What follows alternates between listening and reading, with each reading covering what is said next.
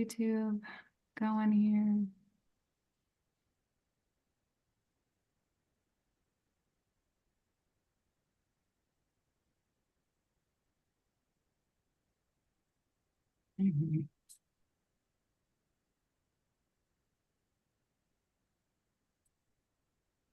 Okay, I think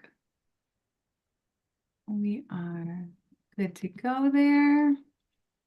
And Raphael, you want to get us started with the welcome? Yeah, great. We can break the awkward Zoom silence. Wonderful. Good morning, everybody. It's really nice to meet you.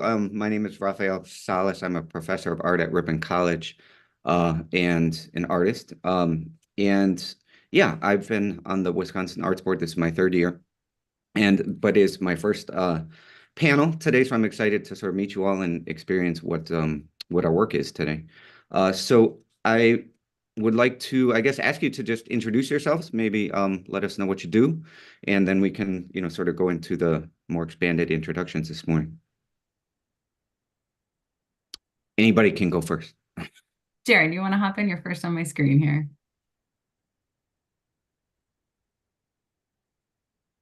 Jared, you want to get us started? Sorry.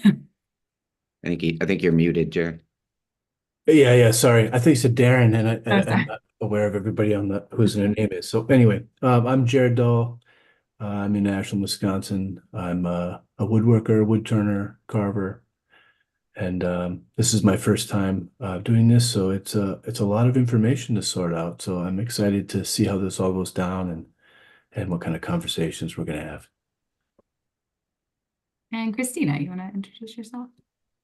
Good morning. I'm Christina Harrison Wilkins. I'm an ethnomusicologist living in Madison, Wisconsin. And this is my second time doing this panel. And I've also worked in arts funding before, so I've run a few panels myself. So I know these are fun times and happy to be here and happy to hear how this discussion goes. Happy to have you back this year. Carenza, go ahead and introduce yourself. My screen disappeared. Oh, good morning, I'm Carenza Demars. I'm based in Milwaukee. I am a flamenco dancer and choreographer and the director of Studio K Flamenco. This is my first time serving on the panel, and I have really enjoyed the process of seeing the range of work that's happening throughout our state, which was my main motivation for wanting to participate. And it's just been really interesting. So I'm looking forward to the discussion today, and thanks for having me. Thank you. And Marcus. Hi all, I'm Marcus Cedarstrom. I am a folklorist at the University of Wisconsin-Madison. I live in Stoughton. I don't know, I think that covers most of it. Work with a bunch of artists throughout the state and region. And welcome back. You've served. Oh yeah, this is I guess I've done this is my third time doing this, but I've been off for basically all of COVID actually. So I think I'm back now.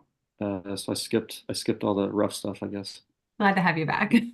And George, you want to introduce yourself, please? Good morning, everyone. I'm George Sugros, the Executive Director of the Arts Board, here to say thank you. Thanks for taking the time to go through what you've gone through to prepare for today. Thank you for giving up the time to be here today. And for those who've been here before, welcome back. For those who are new, welcome to the fun. Our friends out there who have made these applications are looking for you to be constructive and thoughtful about their work, and I know you will be. So again, thanks for being here. You're in great hands with Caitlin and Raphael, and I'll be listening in on the YouTube, but you won't see me beyond that. So again, thanks. Thanks, George. George. Dale, you want to say hello? I'm Dale Johnson, Grants and Information Specialist here at the Arts Board. I'll just be in the background today, keeping track of your scores. Thanks, Dale. And I'm Caitlin Burrell. I'm the Folk and Traditional Arts Coordinator here at the Arts Board. I know all of you, and I'm so grateful for your just time and expertise and perspective on this panel. It really makes the whole process possible. So appreciate it. And I'll say it again a bunch more times, throughout the course of the day, but just thank you. So we will, like I said, hop into one more brief orientation before we get started with our reviews. So I will pass it back to you, Raphael, to get us started on that. Right. So I'm going to move into the Arts Board in brief. Is that correct? Yeah. Yep. Right. Right. So just briefly to give ourselves an overview of who we are.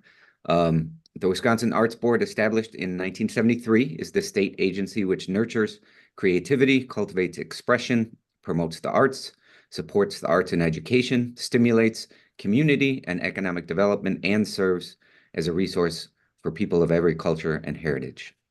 Our vision is inspired by a quote from the late Robert E. Gard, Professor Emeritus of Community Theater at the University of Wisconsin. He said, "If we are seeking in America, let it be for the reality of democracy in the arts. Let art begin at home and let it spread through the children and the parents and through the schools and the institutions and through government. And let us start by acceptance, not negation, acceptance that the arts are important everywhere and that they can exist and flourish in small places as well as large, with money or without it, according to the will of the people. Let us put firmly and permanently aside the cliche that the arts are frail. Let us accept the goodness of art where we are now and expand its worth in the places where people live. We embrace this vision. It guides our belief that the arts are basic to human life and essential to the human spirit." The Wisconsin Arts Board values imagination, creativity, curiosity, freedom of expression, respect and appreciation for all cultures and people, artistic quality, a broad definition of the arts, audience and patron development, community engagement. A major portion of the agency's biennial appropriation from the Wisconsin State Legislature is dispersed to eligible artists and nonprofit organizations in the form of matching grants.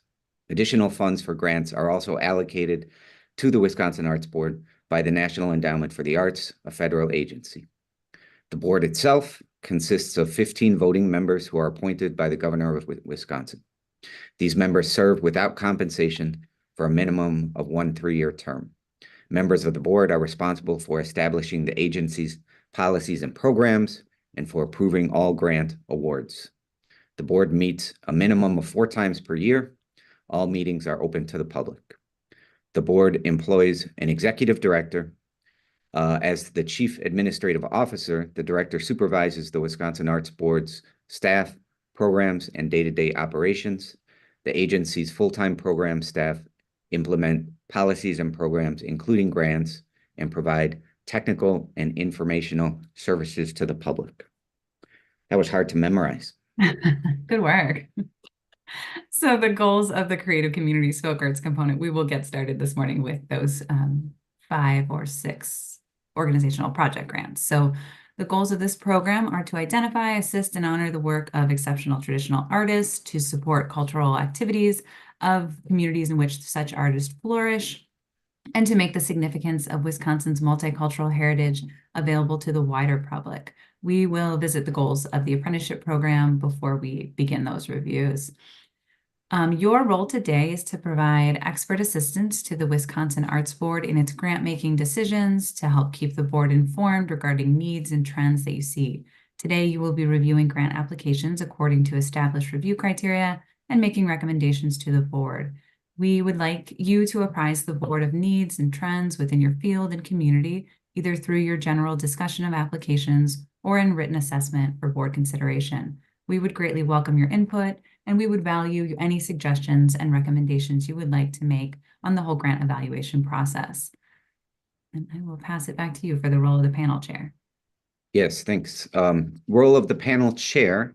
The role of the panel chair is both informational and procedural. The chair is responsible for providing information regarding Wisconsin Arts Board policy and ensuring that panel meetings progress in an orderly fashion according to established procedures. The chair is a non-voting facilitator whose job is to ensure that each panelist's point of view is given ample consideration throughout the review of each application. The panel chair convenes the meeting, reviews the board's conflict of interest policy, and determines whether possible conflicts exist, guides the panel through the review by serving as timekeeper and discussion monitor. Panelists should focus their deliberations on how each application's proposal meets the established review criteria. The chair may occasionally need to refocus the panel toward that end. Panel discussion should always be constructive, regardless of whether it is positive or negative. At the May board meeting, the panel chair will report the panel's recommendations. A written record of these recommendations and a summary of comments will be provided by staff to facilitate this process. Panel chairs will clarify these comments if requested by the board. The chair may also wish to comment on any trends or needs identified by the panel or make general observations regarding the overall nature of grant requests. We would greatly value constructive comments and remarks on each application. Panel comments are sent to applicants when they are notified of the outcome of their grant application. Should we go into the role of staff?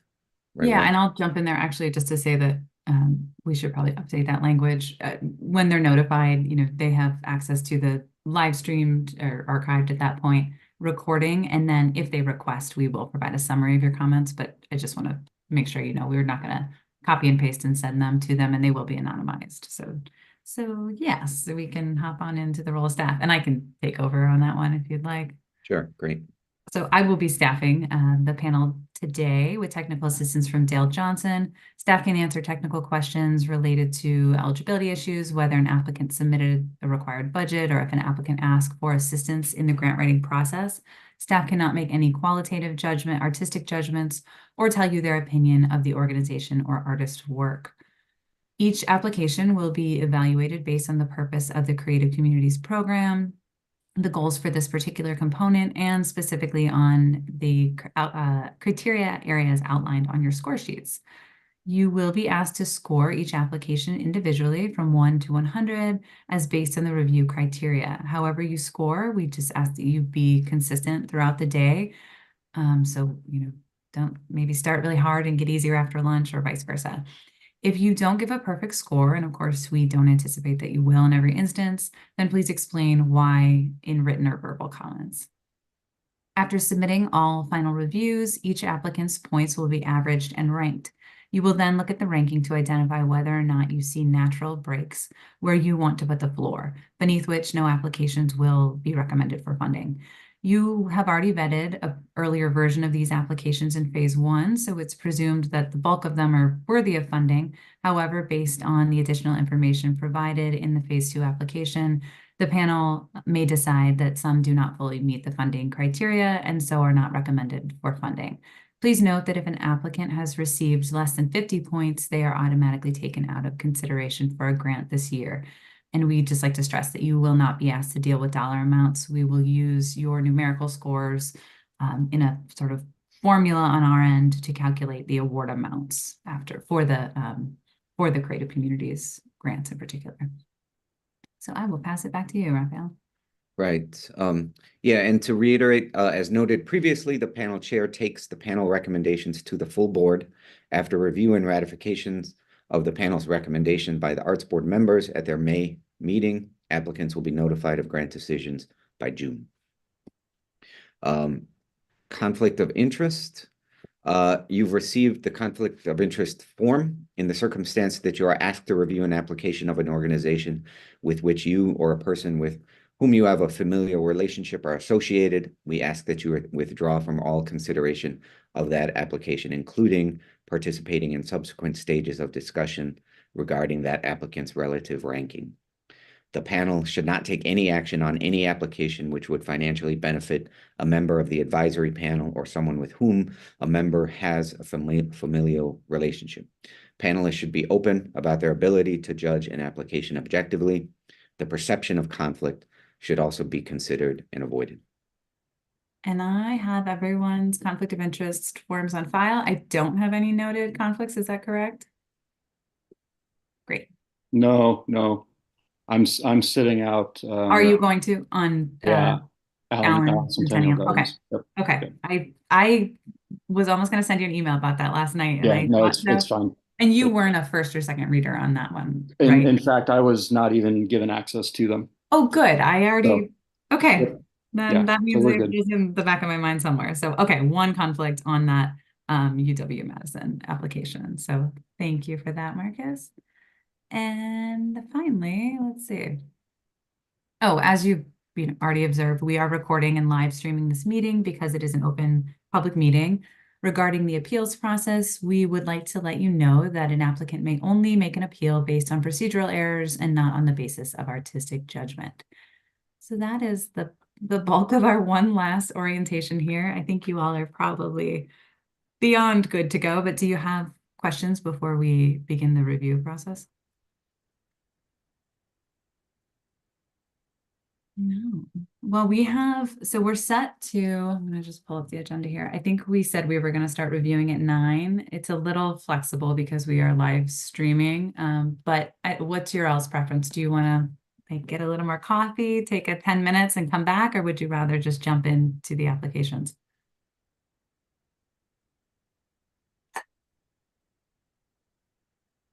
Anyone need to get their I'm gonna go coffee? grab some water. Okay, great. I'm going to heat my coffee up. So maybe we come back in 5. 5 minutes. Okay. So All Very right. good. See Five you all sounds good. soon.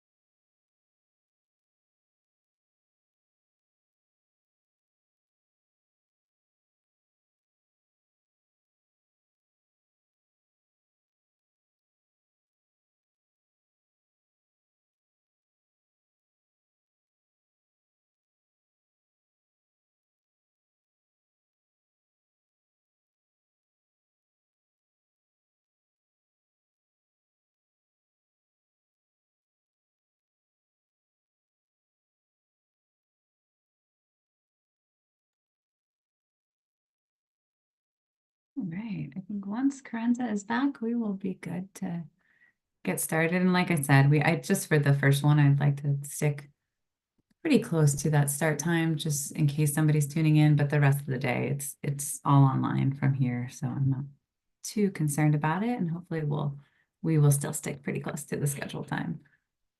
Good.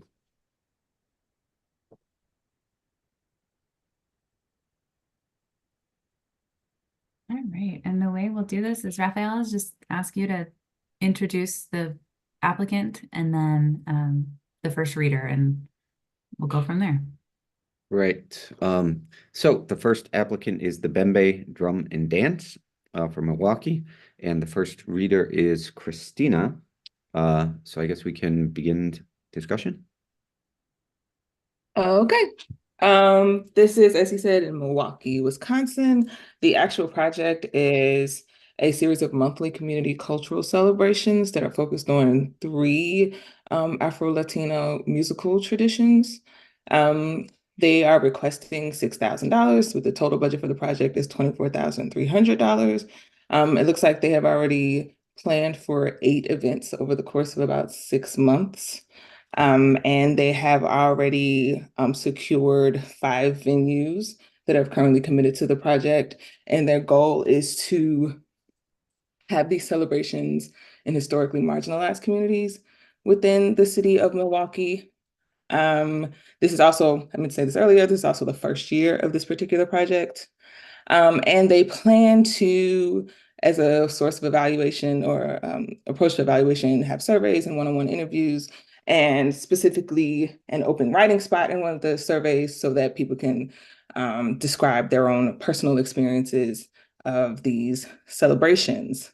It also looks like that the requested amount that they're using will be going to pay artists who are involved in this event. I personally like this application. I didn't have much to critique about it. I personally like the fact that they were intentionally choosing traditions that were easily accessible so that community members or participants who come can quickly get involved in the actual event. And they're intentionally trying to present these traditions as they are practiced in community and not necessarily trying to stage them. So yeah, in general, those were my thoughts. Great, thank you. And I will say Karenza, I think, is the second reader on this one. Great. So, yeah, ditto on everything. I'd like to just add to that Bembe has recently opened a new space in Milwaukee. So this is a really nice project that dovetails with the work that they're already doing because they've created a community space. And I just had the opportunity to talk to some people. Our communities overlap quite a bit. But one of the big things that's starting to happen there is communities forming naturally, and some of the community cohesion aspects that they talked about in the proposal, as well as it being a multi-generational type of celebration, hitting points like preventing feelings of isolation, bringing community together, and having a space now where, for example, if a group of people is dropping kids off for a class, now there's a space for everyone to congregate. And so this feels like a really natural extension of what's happening organically in Bembe's community. And I think it's a really worthwhile project. I also felt strongly about the point about that's how it's practiced in community. That's really keeping to the tradition of the form. It's not viewed on stage, it's participatory. So I really love the way that they're staying true to the roots of the form. Thank you. And we will just open it up now. Jared and Marcus, if you have thoughts on this one.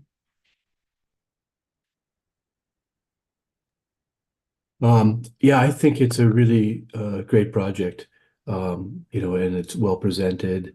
There wasn't really any questions that I had, or any concerns. Yeah. Yeah, Marcus?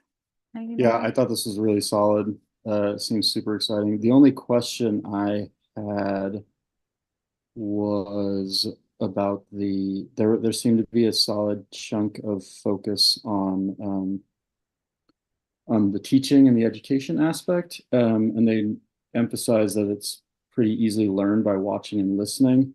But I was just wondering how they were going to engage people. But I think Carenza actually maybe spoke to that a little bit when she said that these communities are starting to form kind of organically at the new space. So I'm good. I thought this was wonderful. Great.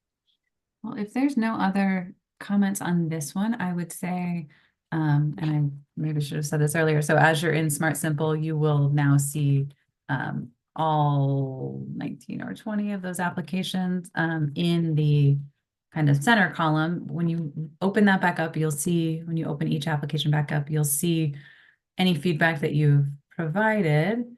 And you will now see a box for your numerical scores. So go ahead and enter your scores in there and just give them a double check them as you are submitting and saving.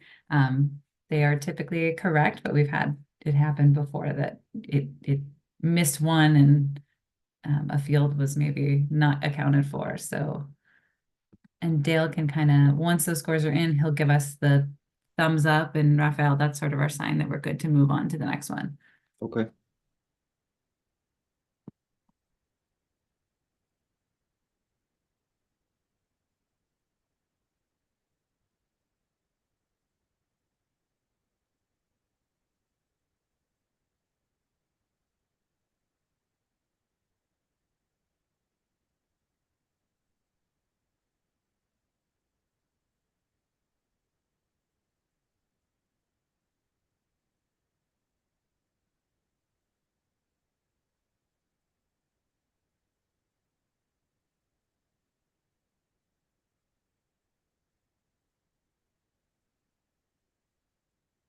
Great. Thanks, Dale.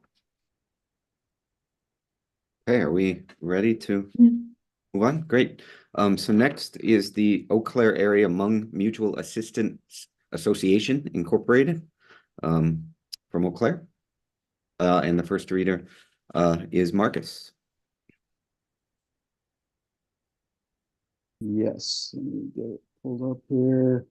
Yeah, so Eau Claire, Reviving Hmong Arts, Preserving Cultural Heritage is the name of this project. It's a community-based project working to explore, celebrate, and preserve the traditional Hmong arts.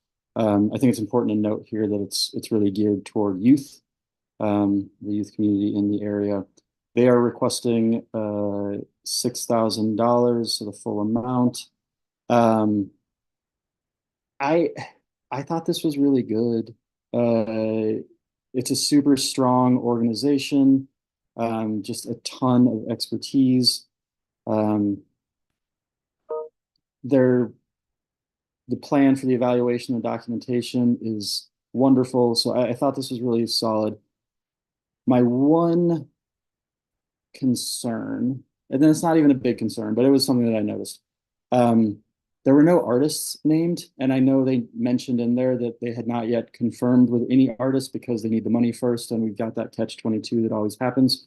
But I do like to see just like a hint of who they're talking to know that there's some, so we can just be aware of that. And then the final thing, and this is also sort of catch-22, is just is there demand for this from the youth in the area, or is it one of these, if we build it, they will come, if we put it on, they will actually show up. And that wasn't really addressed much, but these are kind of minor points for me in what is otherwise a pretty strong application, I think. Thanks, Marcus. And second reader is Jared. Yeah, I think I would agree with a lot of what Marcus said. The one thing that kind of stood out, I really like this project too. And one thing I really liked is how they communicated about how they're trying to revive and kind of preserve their cultural practices, but in regards to like the youth and elders, kind of working together. I know that's always a struggle for communities in modern times. So So it's interesting that they address that, and they're going to try to use this to help with that. My concern too was that they didn't name their artists and stuff. And again, I'm sure that they have those people picked in their community, but it was interesting that they didn't list them.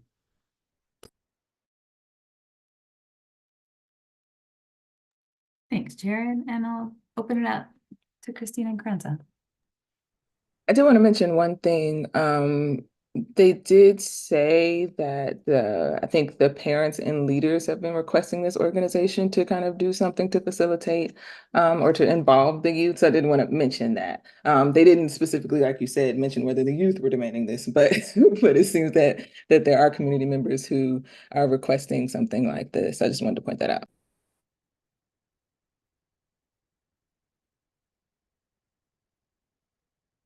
Any other comments on this one? Oh, and one other thing, Yeah. and I'm not sure if I'm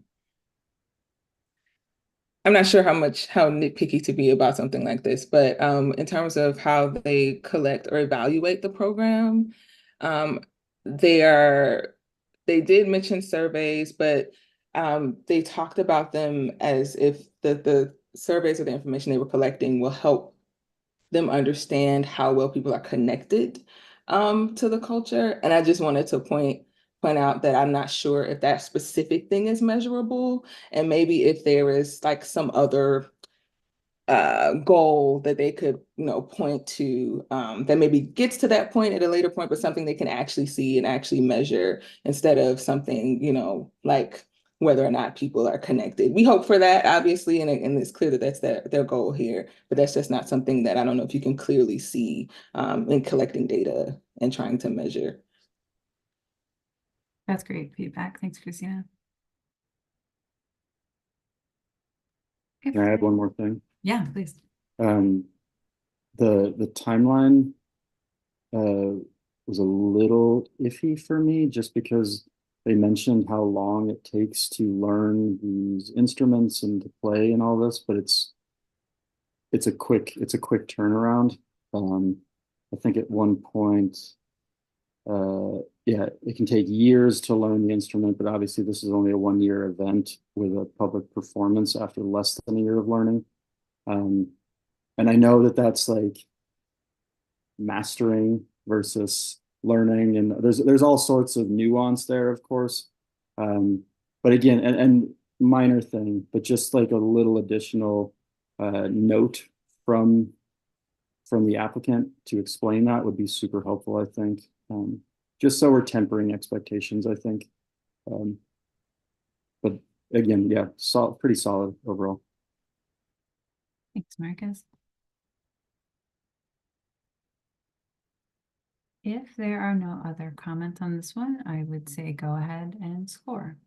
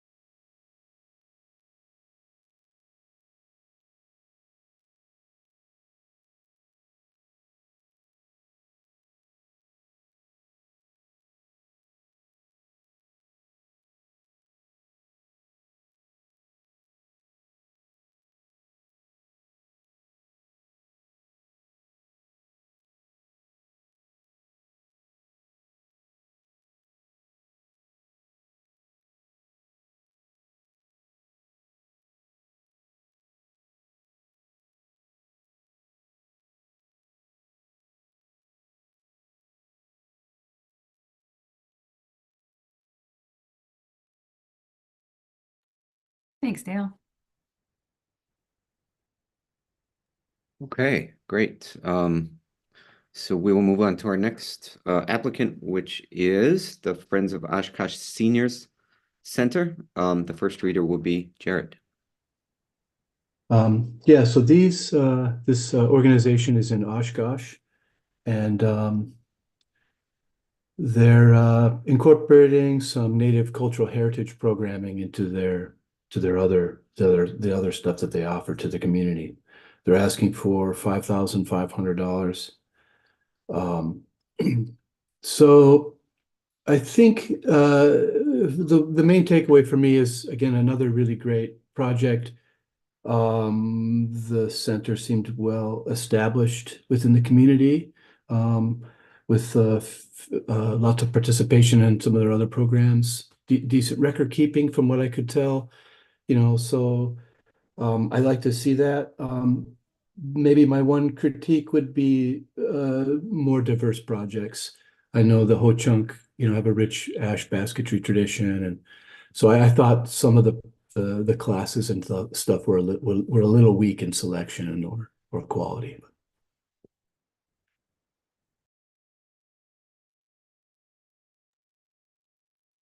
Okay. Second reader is Marcus.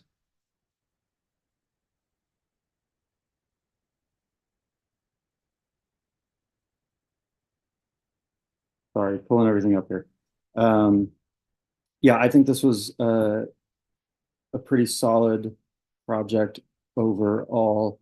I want to note that I appreciate the changes that this group made from the initial application. I think it's stronger than it was to begin with. So I thought I just want to point that out, that I really appreciate them taking into account some of the issues that it seems people brought up.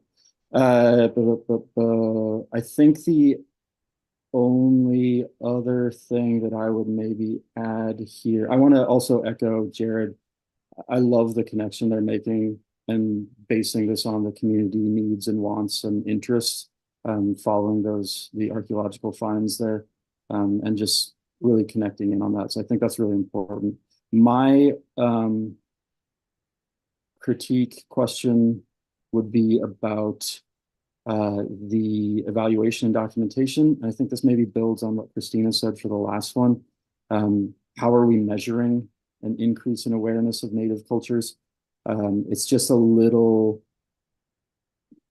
I just want to see something a little more concrete and maybe a little more thoughtful about how we're doing that.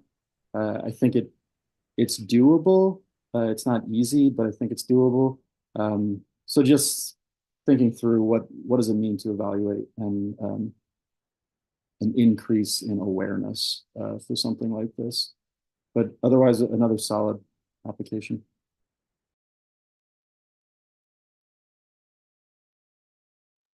Thanks, Marcus. Carenza or Christina? I just have one comment as well about the evaluation process. I think it'd be interesting to measure the impact on the artists themselves a little bit. I feel like so often the evaluation tools are geared toward the audience, but in this case, I think it would be interesting to see, sort of what's happening in the community with the artists involved.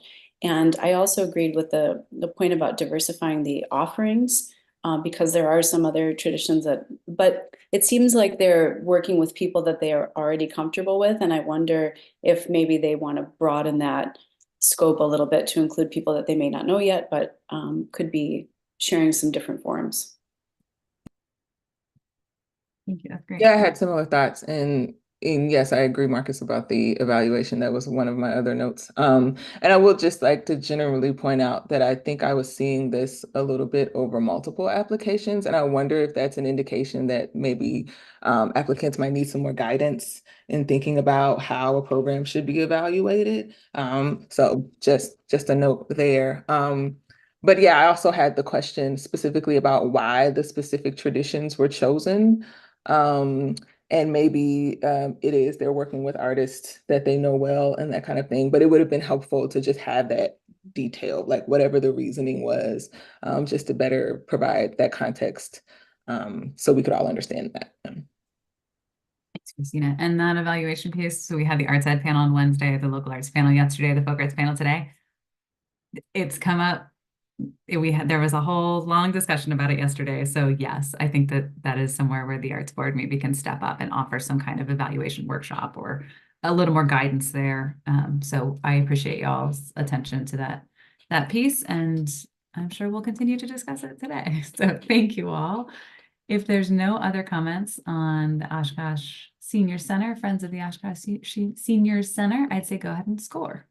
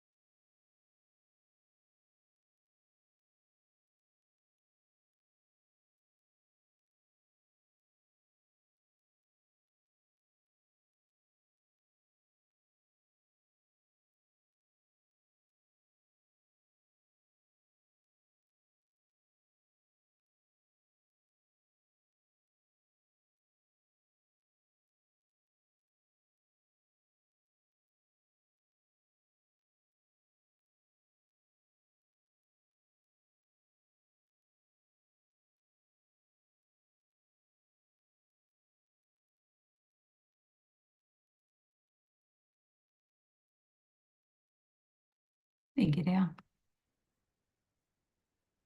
All right. This is great. You guys are pros. Okay, our next applicant is the Manitowoc County Historical Society. And our first reader will be Corinne.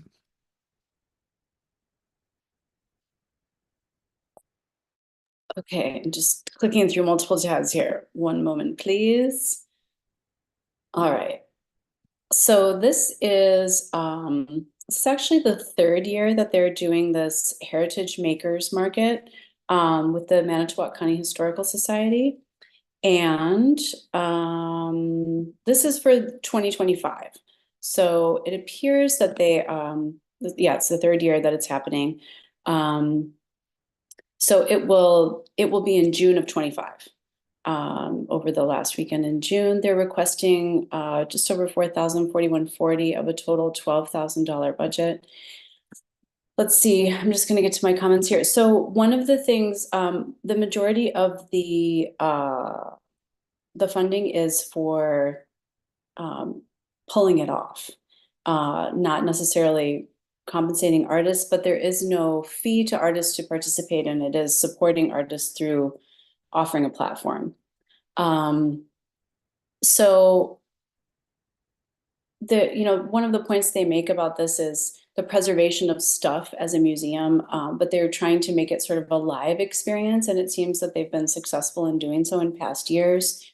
It is a juried exhibition. They are involving different kinds of craftspeople, as well as live music.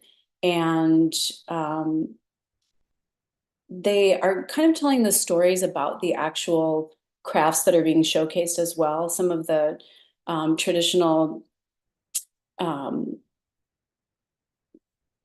they're trying to kind of link it like a contemporary maker to the history of where these pieces come from and how that is part of the community today. And kind of in the way of saying that these are the traditional arts that built our community and celebrating that. What else did I want to say about this one? It seems that there's a pretty diverse scope of what they're offering at the Heritage Makers Market. They also seem to have taken feedback from previous years and really incorporated it into the proposal for this year, which I enjoy seeing for a third-year project. It seems that they're continuing to grow. I think it's a little tricky to anticipate, now what they're going to want to be doing next year. But for the most part, I think they've done a good job at doing so. I feel it's a strong proposal, and it looks like a really nice event for the community. They also have a lot of focus on accessibility, which I appreciate, because it's an outdoor event, and not navigating that isn't easy for everyone. So they've certainly made allowances for that. And overall, I think it's a very strong proposal. They have a very clear grasp on the production needs, mostly because they've done it before. And that's it. Great. Our second reader, I believe, is Marcus. Yeah, so I had a couple. First, good artistic value, solid cultural and educational value. I think there's a solid bit there.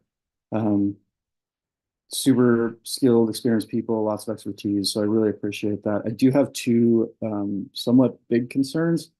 One, they're not asking for the full amount and they're not paying their artists. And I really struggle with that. They say that they're waiving the vendor fee, which is nice, but these people are doing a lot. We're inviting artists in. We need to be paying artists, and they're leaving money on the table by not even requesting that. So I have some really big issues with that. And then the second question I had was the community involvement, and they do have a really nice sense of diversity and who is involved. But there was a line in the application that made me kind of raise my eyebrows. At one point, they say if there's a group of people that are not involved, it's by their choice alone. And I don't think that's how this works. If people are choosing not to be a part of something, that may be their choice for sure. But I think we need to be careful about some of the systemic issues that might lead to someone declining an invitation, and what we can do to make our space welcoming and ensure that people are interested in being a part of it. I don't know that that's happening here, obviously, but it was. I just want we need to be aware of that. We need to be working on that, and so I'd like to see this group kind of be thinking through what does that mean, what does that look like, if there is a group of people that is consistently declining an invitation. Thanks, Marcus. Jared and Christina, thoughts on this one? I actually had a slightly different take on their this being their third year that they're applying for, and their incorporation of any evaluation that they've used in previous years. It sounded a little more like they were pleased to see people attending, people that talked about having informal conversations with the artists, and that was a good thing that they had seen happen. But I didn't really see any details about what they were doing doing with any of that feedback specifically. I think they were acknowledging it, and they were kind of acknowledging the success of the event, but I couldn't see where they were saying, okay, this is what people have given us feedback on, and this is what we're going to shift and change or do to allow for more of this or something like that. So there was that. Also, evaluation was another concern I had here, and even more of a concern here simply because it seems that they were focused on kind of informal conversations and observations more so than like some sort of specific tool used to collect data and get feedback. And it's kind of connected to my earlier comment. It's like if your evaluation, your tool doesn't give you specifics, how then do you know for sure that your understanding of how people experienced your event is true, is real, because you don't have anything specific to look at. So I would have liked to see them at least say, oh, we're going to do surveys or something like that would allow them to collect some kind of data. I think the only thing they mentioned that they were actually collecting was like zip codes. at the entrance of the event or something like that. So I would like to have seen something more that would really allow the participants and artists and everyone there to have a more direct access to them and be able to give really specific feedback. Thanks, Christina. And I'll add, you know, I mean, to me, it's a kind of a twist on just a craft fair. So I'm trying not to, this is my line of work, so I'm trying not to be super biased about it, or too hard. But it would have been nice to see the people that are participating in demonstrating, and selling, to get paid, you know, something. I think Marcus brought up a really good point there. Just to interject, I don't know where those balloons. It's like a second birthday or something. I don't know how that happened. We're at 2 minutes. I hate that. Thank you. Wow. Maybe it'll happen again. I don't know. That's really, thanks, Jared, for reiterating that. That's really valuable feedback, I think, for the applicant to take. And yeah, really great constructive feedback there. Any other comments on this one? If not, I'd say go ahead and score.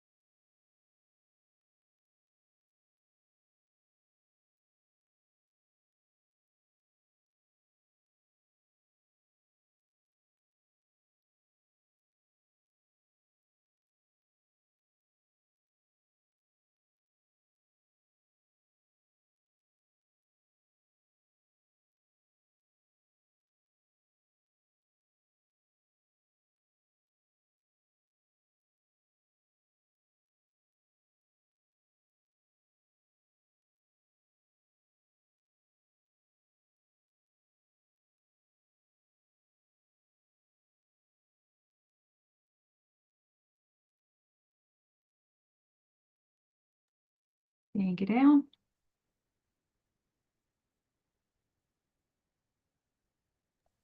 Okay. Our next applicant is the Mosaic of North Central Wisconsin, and our reader will be Christina. Yes, so this is in Wausau, Wisconsin, I believe. And it looks like they are requesting $6,000. Their total budget is $20,500. And it seems this is the first year of this particular project, but it seems it's also an extension of an earlier project they had before. And please correct me if I'm wrong, panel, if I'm not getting this correct. But it seems like they had an original project where they had artists create dolls, and that has now become an exhibit. And they want to kind of repackage this particular project for use or presentation in schools. And my understanding is that a part of that is creating a film, interviewing some of these artists, and then presenting that information to students in schools. I had a few questions about this. One, in general, I wasn't sure how to understand this as simply an extension of this or as a first year of this particular project, if that makes sense, because it seems to rely so heavily on the original project. The other piece of that is there wasn't enough information about the original project, in my opinion, to kind of just give the panelists enough information to kind of understand to provide the context necessary to kind of understand what's going on here. And so I think in general, my general question is, really about how to see this project. Is it a separate project? Is it another year of a previous project? Truly. The other issue I think I came across was that I don't think they have any commitments from any schools specifically about having this project be presented. And I don't know personally, but it seems like getting programming done in schools would be a particularly challenging thing maybe to do. So it would have been helpful for me as a panelist to know they had at least reached out to see if there was some interest. I think they did reach out to like a museum or something that they wanted to do an exhibit for youth. But when it came specifically to the schools, it didn't seem that they had any conversations with schools yet. They did mention that part of like the genesis for this idea was that they had a teacher approach them saying that this would be a good thing to have happen in schools, but it didn't seem like they had made any clear plans or a clear contact. I think that's kind of my one major concern. It sounds like a good idea. I'm not sure how to see it though as a separate project completely. And I'm curious what the other panelists have to say about that.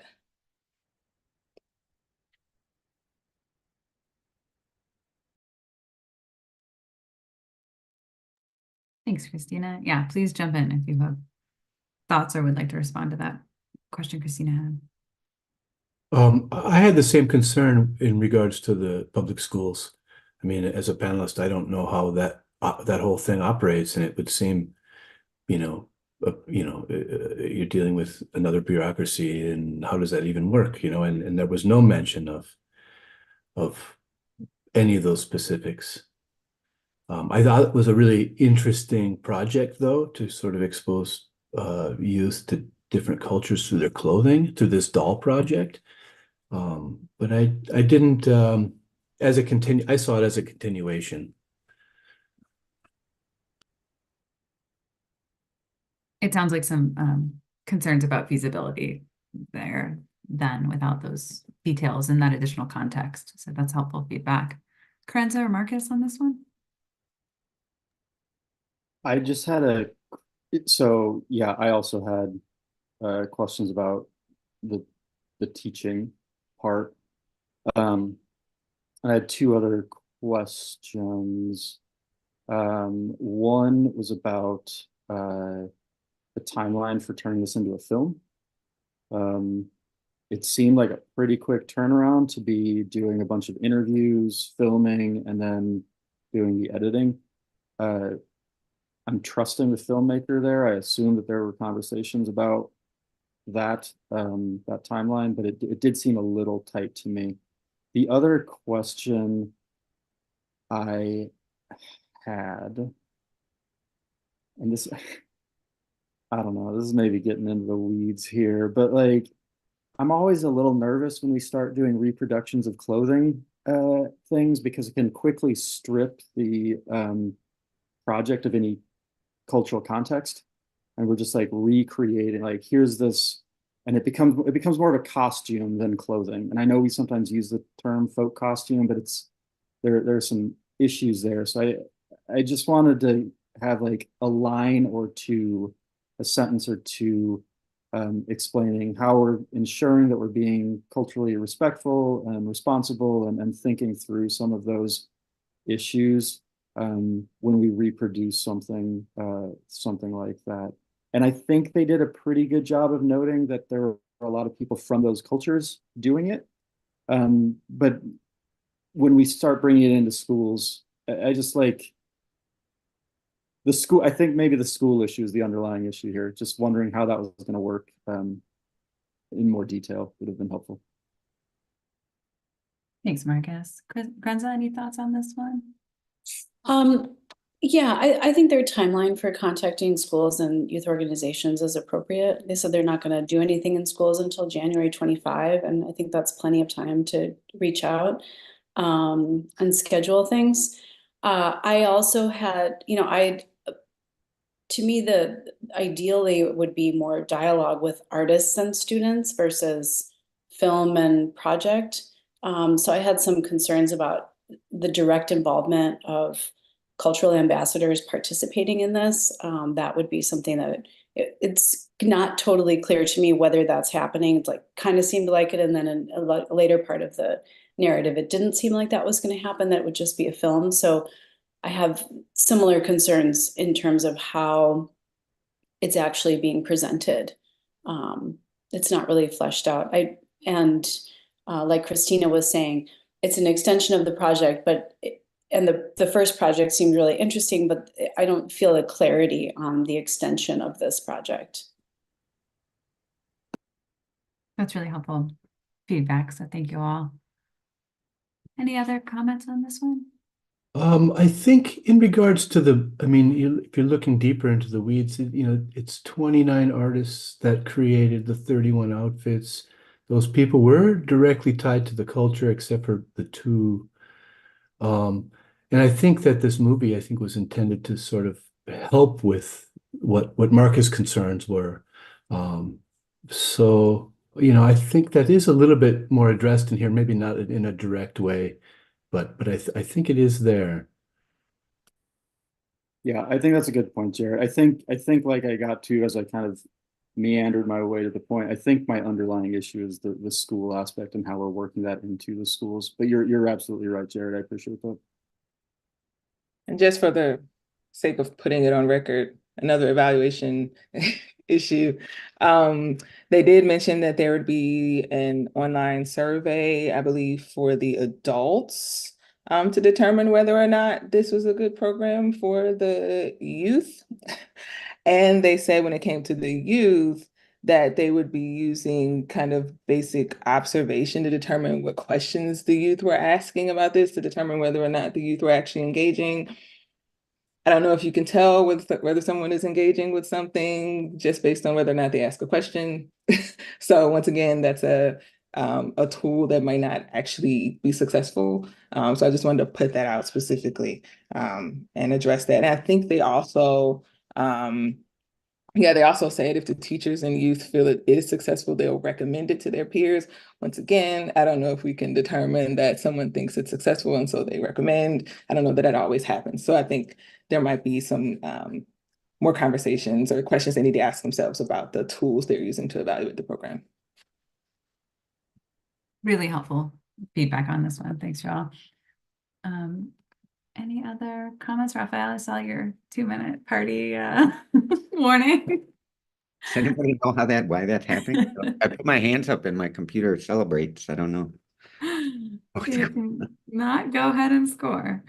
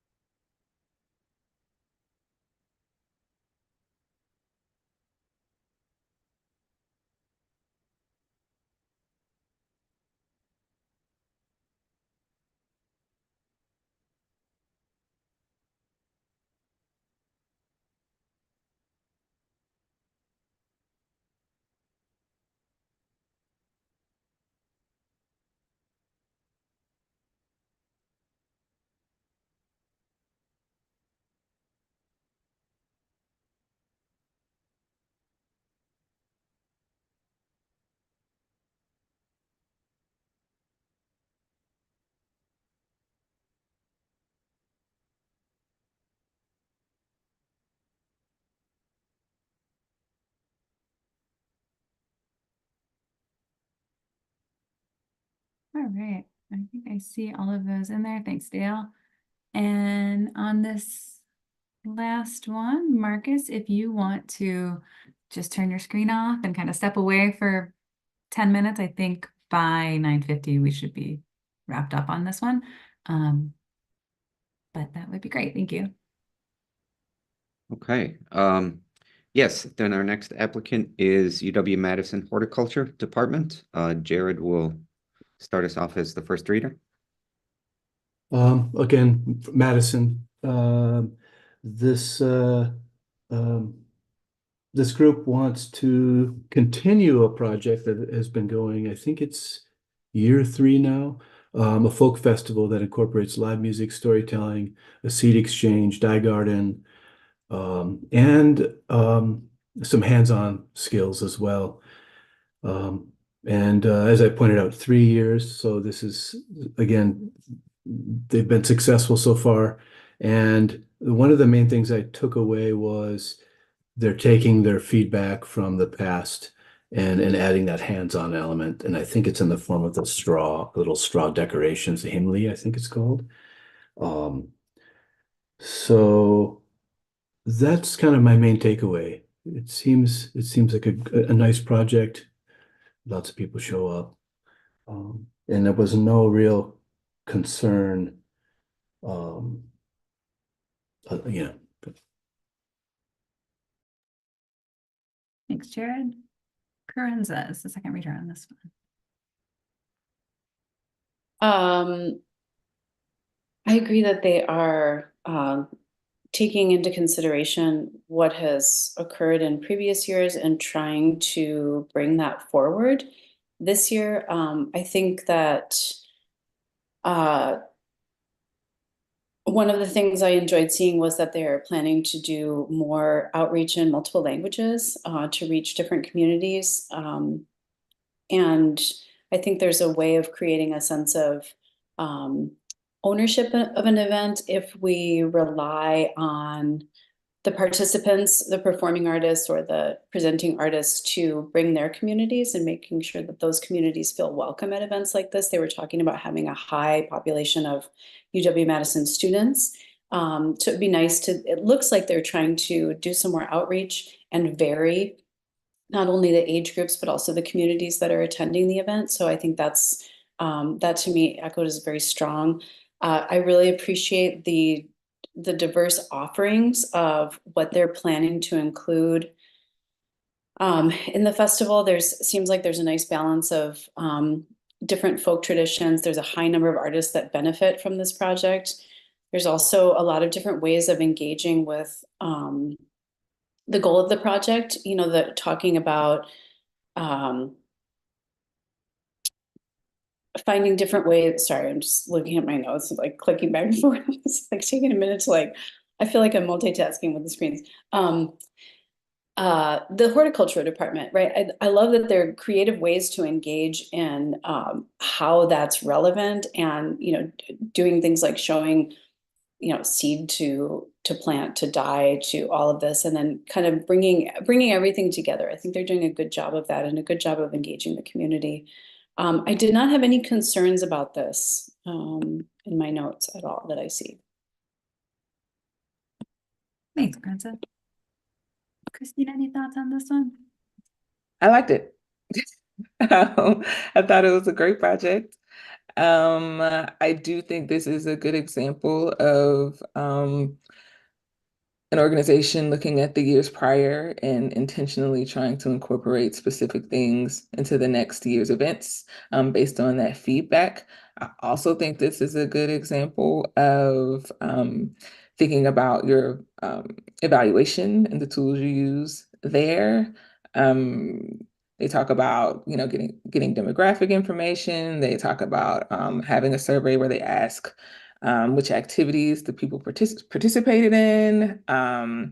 They also, which I thought was interesting, they also plan to ask survey respondents to write out the main idea of the festival in their own words. We were talking in earlier applications about how you engage something like connectedness or understanding or something like that. And that's actually an interesting approach to get as close as possible to something like that, to have people kind of describe it in their own words. So no, I like this project a lot. There was also a part where they specifically talked about reaching out to African-American, Hmong, and Indigenous community members in their planning for this event. And so I was excited and happy to see that and see them really being about the mission that they claim to be about in doing so. So no, I love this project. I think it's very good. I was happy to see this. Great. Thank you all. And I have noted that as a evaluation, a positive one there. So that's really helpful. And if there are no other comments, I'd say go ahead and score.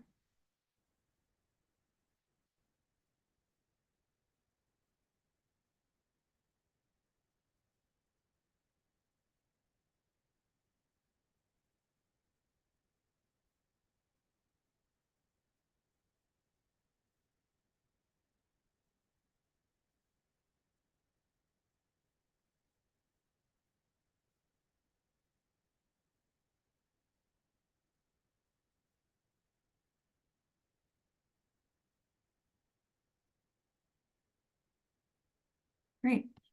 Thank you all. So at this point, now that we've made it through those project grants, Dale will take your scores, your average scores, and rank them. And then I will pull them up on the screen and we'll basically look at those numbers, and I'll ask you all to,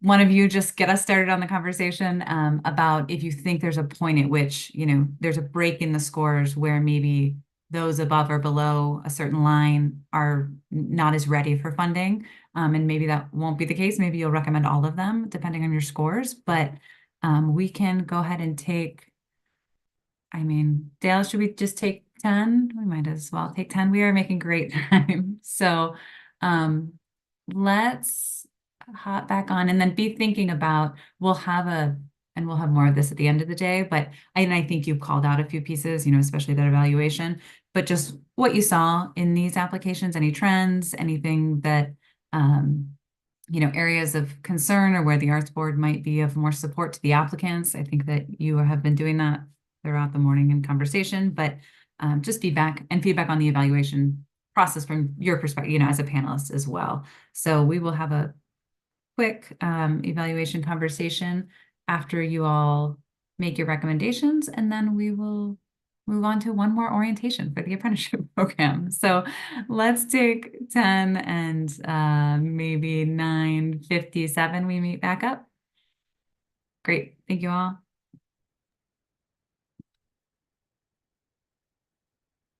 Dale, do you want to email that to me, or will you just put it in the S drive? Either works. Yeah, I'll probably just shoot it to you in email. Okay, thank you.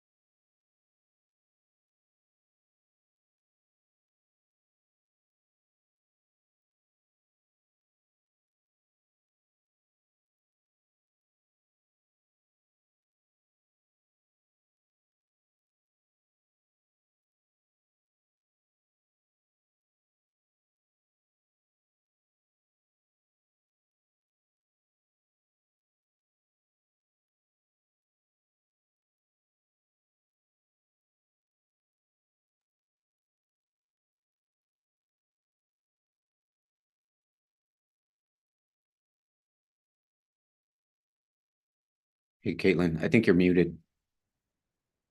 It had to happen at least once. Yeah, right, right. All right, once everyone's back, I'll go ahead and share my screen with those average rank scores, and I'll just give you some time to give those a look. And let me know if that needs to be a little bit bigger.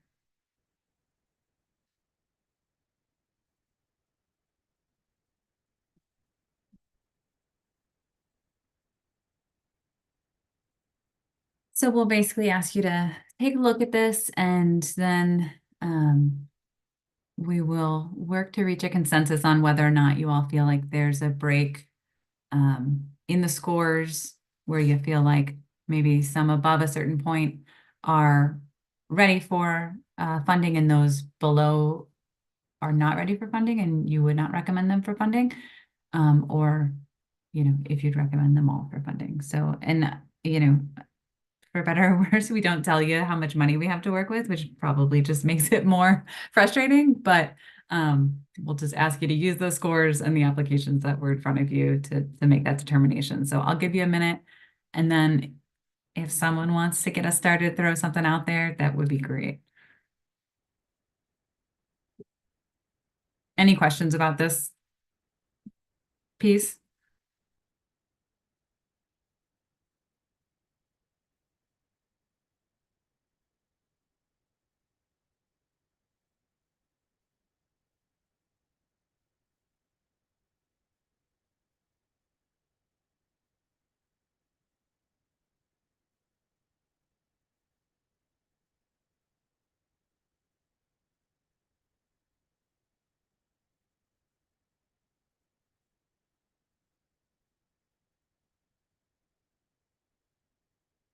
Anyone want to get us started? I guess was it Mosaic that we had the most technically questions about? I don't know. I believe that was the film Yeah. So of the you doll. think those above Mosaic, you know, and I think the scores reflect, I guess, less concern, specific concerns about those projects. Yeah, it seems to me like that's what's reflected in the scores.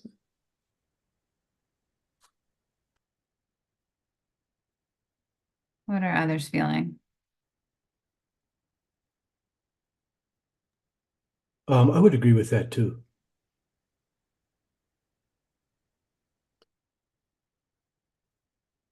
So it sounds like that would be a floor under this 88, below 88. There was a shift in the maybe readiness for those applicants. Corinne and Marcus, what are you thinking? I mean, this is hard, right? It's really hard. The top two are very clearly the top two, and then the next four even are pretty close. I see the floor there also, like Christina and Jared said. At the same time, like I had concerns about those other two, but I wouldn't, not so many concerns that I wouldn't want to fund them.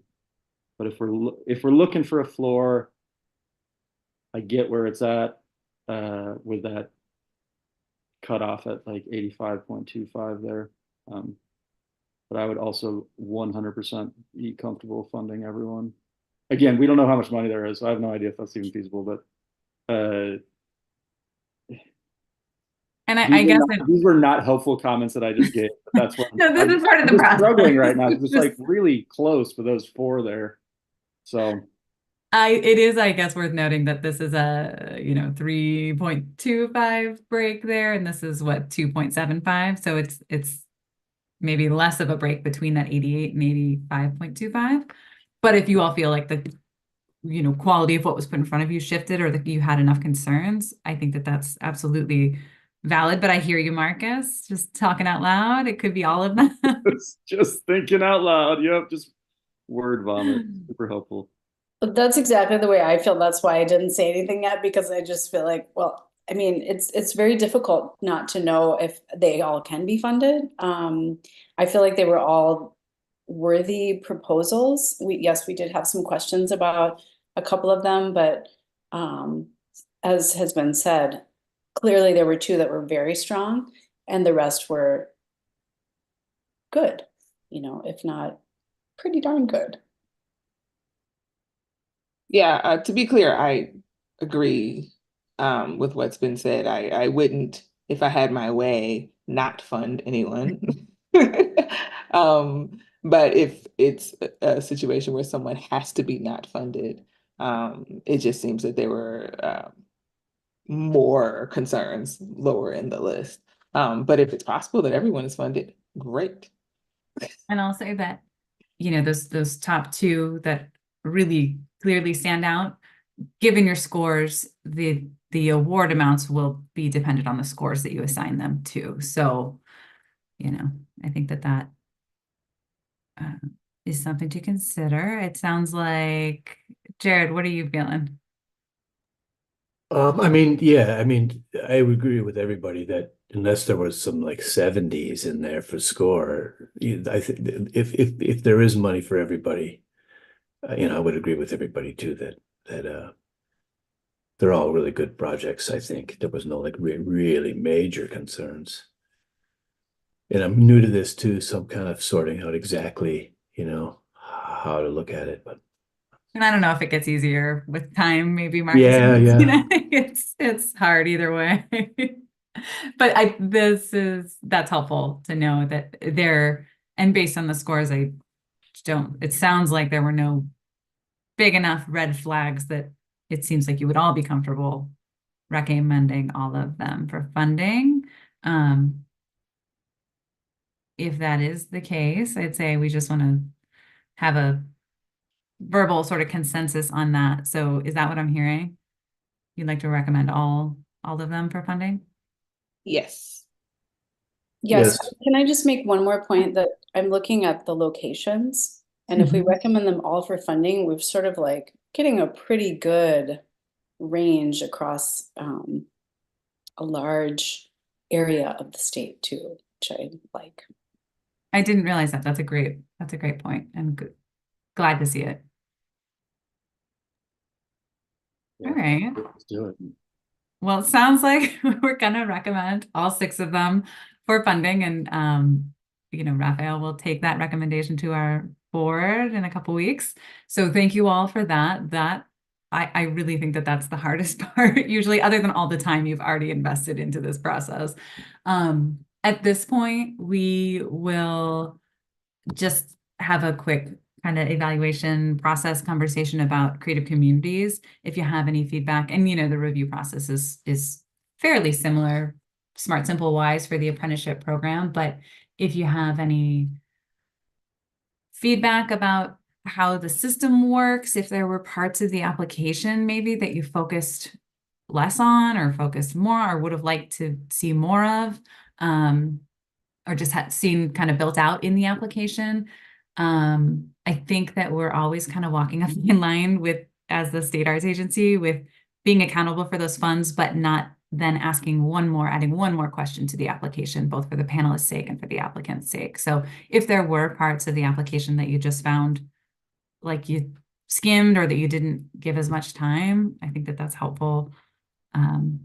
Feedback. I think that you all noted the evaluation piece, and if you have other comments about that or how we might incorporate evaluation samples or evaluation tools for the applicants into the application process, that would be really helpful. Just any feedback on the process so far.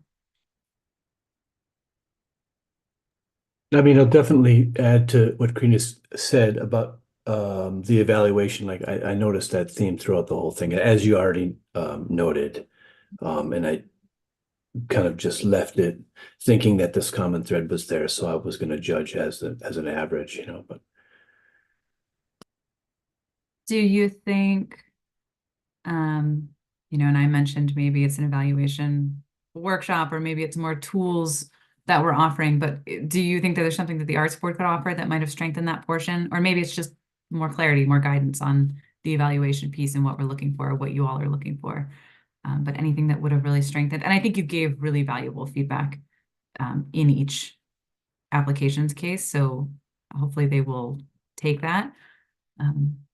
But I mean, yeah, to me, it looked like a kind of general, maybe not fully understanding or not even understanding or having thought about how the evaluation is particularly useful to them in not just executing this particular project, but anything they do moving forward. And maybe it's just a matter of them not having kind of um, created a kind of spot for that in their own kind of mission or planning to be able to determine just how useful that piece is for them instead of it being kind of like, oh, this is a requirement for this, program. And so I have to come up with something for this. So it might just be maybe there's a workshop where, that the arts board could do to kind of discuss, the purpose of evaluation and what information it could supply and how it might help organizations, continue to put on these events and do things that are helpful to their communities. Because it sounded like every organization that applied was very focused on presenting events or projects that were helpful to their community. So maybe it's a matter of just kind of giving people examples or information about how this particular tool could help them continue to do that work. Yeah. that's great. That's really helpful. Yeah, there are some, there are little subcategories in the application, that include examples, but those examples really aren't there for the evaluation as much as they are for like persuading people to participate in the project. So that's a really great place just to give some ideas. Or even, I feel like in the past there was like a link to different evaluation tools for people to consider as I part of think the it's at the application. bottom there, or maybe it's somewhere Right. in there, that co-op. Right. Yeah. But those, I feel like those could use an update maybe. Okay. And That's then great. another thing that I found was reiterative is the project summary and then the narrative, right? So that's like you've got the summary and then the narrative is asking you to break it down in so much more detail, but it is a little bit repetitive. So I don't know. I mean, I know that they kind of have to do that for phase one. So And that I think that's a great point because we've heard that before. I think that the challenge there, and I think in maybe last year before, what we did was, because that project summary is the phase one application, we include it so that you can go back if you'd like to say, maybe what's changed or how have they shifted since in phase two. But then the panelists said we eliminated that so that they didn't see that repetition. I mean, the applicant there is still filling in all those details for the narrative. But then panelists said, it actually would be helpful to see that summary so we can understand. So we go back and forth. And that was part of the conversation yesterday too. But that is helpful. Carenza, I think you have a really unique perspective too, because you've applied for this program. So I have, and it's quite cumbersome. And and some of the questions are tricky to, how is it done with the community versus for the community and things like that. It's challenging to put it together in a way that hits all the marks, right? Because they are so specific. So yeah, and we've talked about this before. It's a very cumbersome application for people. And if there's a way to streamline it, not just for the panelists, but for the applicants, I think that would be magnificent. Are there, in terms of streamlining, are there pieces that you think, and maybe this is you come back again, and I think you have that unique perspective having applied before, you come back and say like, there's some repetition here in the narrative, or maybe this part of the budget, or these uploads, did you look at the support materials every time? Was that useful information? Should we? I looked at the work samples, Okay. and I didn't, I noticed if there were letters of support, but I'm, going to be completely honest, I did not read them. I was busy looking at all the other pieces. I did look a lot at the budgets. For some of them, I looked at the board, that kind of support materials, but others, maybe it's familiarity with an organization. I think the narrative questions could be, I feel like I could get the same information with about half as much detail, just in terms of like maybe more specific targeted questions. A lot of the things that have been brought up today are about work plans. And I love seeing a very clear, like bullet point work plan timeline for things. And there's really nowhere to add that unless somebody's already doing it. And a couple of the people in the folk arts, or the apprenticeship applications did that. And I thought, magnificent, like I can really see what you're doing. It's really clear. And sometimes when the way the screen is, it's like one super long paragraph. And so having something divided like that really shows, here's our work plan, this is our timeline. That I feel would be a really nice addition, and maybe taking that out of some of the narrative. Okay, that's helpful. So maybe build that timeline question, making it more of a kind of work plan question so that they can really frame it that way and you panelists can visualize it better. Marcus, were you going to say something there? Yeah, just a few things. I think I agree with just about everything that everyone said, but a couple specific things really quickly. In the project summary, so I do like getting that after that first go round, because I like seeing growth, I guess. But one thing that I think could absolutely be removed from there is I don't need them to introduce their organization in that project summary. We already have their project history, or excuse me, their organizational history and their mission statement. It's just wasted words. So that's one easy one that I think could be removed with zero loss of anything. As to the I also, Renza, love timelines that are like specific and clear, knowing full well that things will change, right? Like, I don't expect anyone to follow that timeline to the letter, but I like to know that they've thought through all of that. So finding a way to put that in, I think would be, I am so supportive of Ferenza's idea there. And then the supporting documents, I opened everything, but I'll be honest, I also just kind of skimmed through those letters of support. The work samples, I want the work samples, but the letters of support are less interesting to me. And then the bios, I like them, but I also think they could quickly become sort of hierarchical and people are like looking for expertise. I trust these organizations to be able to do the work they need to do with the people who they've hired. I don't necessarily need to know like someone's education to do that, and it can quickly get a little problematic with some smaller community organizations. So I would get rid of that. For me, it's just not super necessary. I do feel that's helpful, Marcus, because I feel like, and it might have been a change from last year that we added, I think that everyone who was mentioned in the narrative, there was a sort of brief description of who they were and what their involvement would be, so that it did make those bios a little more repetitive. So, and maybe less useful. So that's great. It's so interesting to hear the letter of support piece from Carenza and from Marcus, because I think it was yesterday's panel said, like, I think it should require that for everyone. Like, the letter of support really speaks to the community's investment and involvement in the design or implementation of the project, but it just varies project to project and panelists to panel to panel. So it sounds like you all think we could do without that piece. Yeah, I think you can do that in other ways. I think you're putting additional work on community partners also when you're doing that. And I think there are other ways of showing that you have community support in your narrative, rather than going to what are often already strapped for time organizations and being like, hey, can you write me another letter? And let's be perfectly honest too, these letters get reused.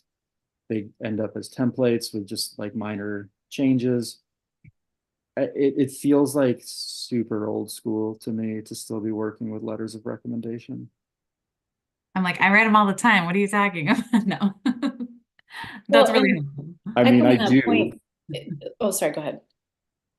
It does create additional burden on small organizations. And for small organizations that don't have paid development staff, this application is a big commitment. And, and then reaching out and following up with people to get additional support materials it's a big time suck. So I think that it's important to note that as well for smaller organizations. That's really helpful. And I think the conversation yesterday was, it's optional, but then when folks do it, I score them higher, but it's an optional piece, and maybe I shouldn't be evaluating. So maybe it is just it's not necessary, and it can be incorporated into a narrative, and that community involvement piece can be, clear in the narrative. So thank you all. That's really helpful. Other thoughts about this process? And we can talk more about Smart Simple and the process. Jared, yeah. Yeah, I was just curious on the operating budgets of these organizations. I mean, I found it's like, why am I having to sort out if there's a surplus or a deficit? I mean, it's a very generic way of examining whether they're, great organizations financially. So I just found it really kind of awkward to kind of like, these is sort of random numbers without looking at their entire books, like then you can suss out some real information. It was awkward for me to just like, that's kind of weird. And there's negative $45,000. Like, I don't even know what that really means for the organization. There's no context, Right. which they do kind of talk about a little bit, but I don't know how that, I mean, I know that stuff is kind of important. You're giving these organizations money, but to what level of detail? I don't know. That's one of my things I noted. And we've had a panelist say, like, I don't look at the full operating budget that they attach. Like, that doesn't, I look at that summary, and that's that's helpful. That's good to know. I mean, Other, and on an off subject, it's an Yeah. awful lot of work for $6,000, right? I mean, I wish there was more money for these organizations. It's Really. like, wow, but that's a whole nother can of worms, but. And it's a can of worms, indeed. And I agree. Yeah, Christina. Yeah, I just wanted to quickly say that writing a grant application is hard. And anything that allows not only is writing a grant application hard, but we're also dealing with um,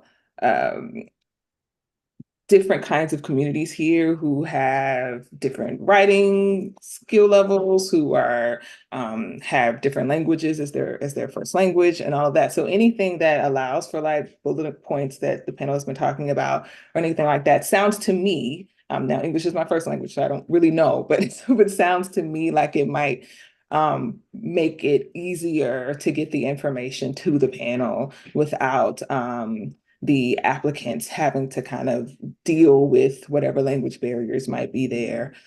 So anything like the timeline we've been talking about, or that can just give us the information. What is the date? When is the event? Where is the event happening? That kind of thing, I think will make it far easier. And I agree with the conversation about the support documents. I agree with Marcus. I trust these organizations. I am not personally getting into the weeds about whether or not they can do what they've been doing. I'm not doing it. So, so I trust that they've been able to do it. So that's not necessarily something I personally need. And I agree with Jared with the conversation about their operating budgets.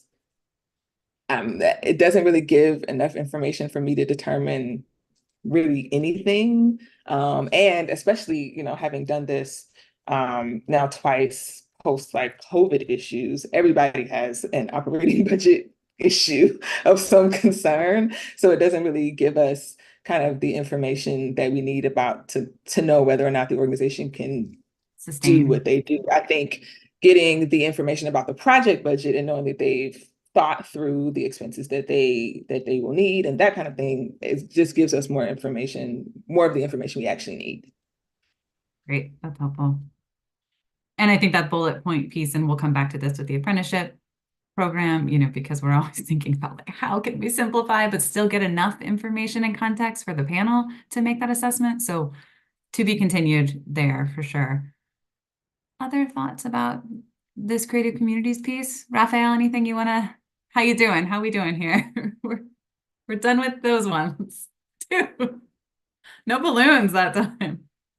I don't know why it didn't work that time. No, I'm just really interested to hear this, this feedback. This was, as I mentioned, my first time as panel chair. So I kind of hearing about, I mean, really what I'm sort of hearing ultimately is sort of the burden of the grant for or the grant process versus sort of the outcome, which is just kind of a baseline problem that we have, and we talk about it a lot at our board meetings. It's just a sort of systemic concern.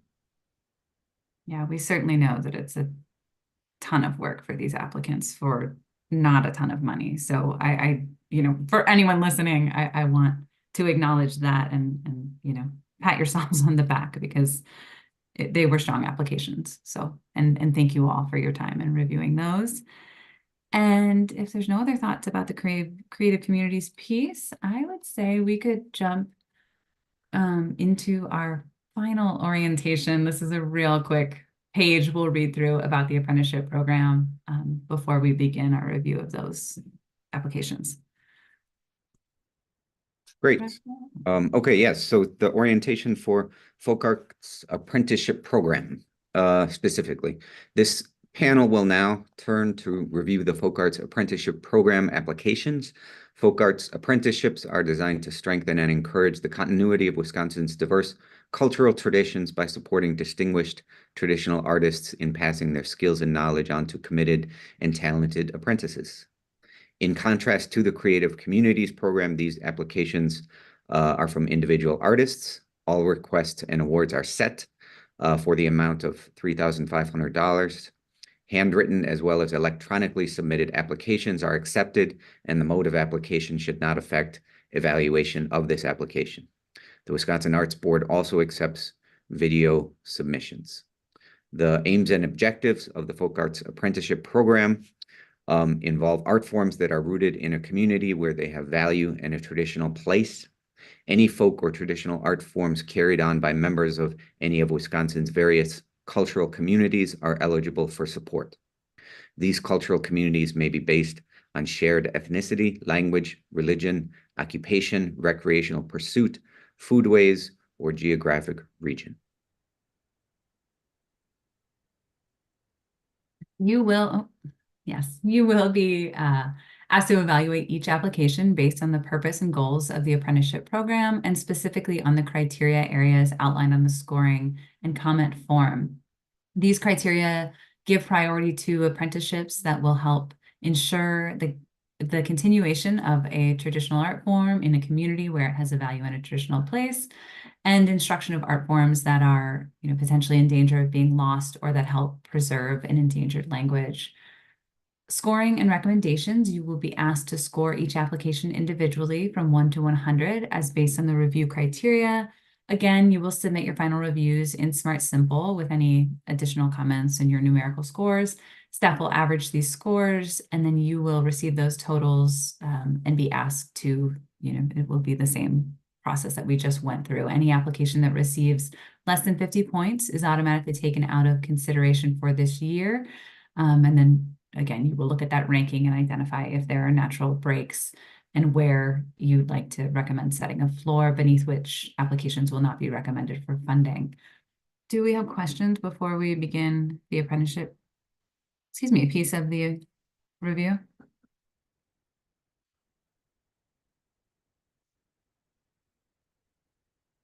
All right. All right, everyone's good?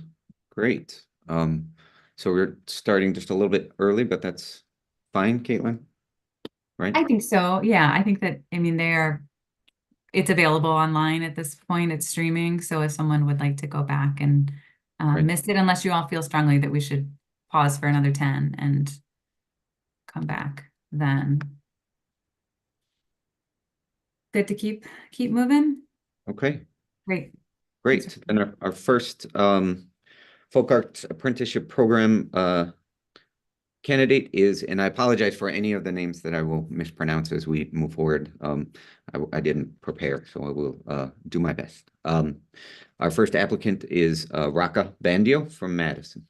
And our first reader will be Carenza. Great. So this is an application from an ODC dance teacher, dancer based in Madison.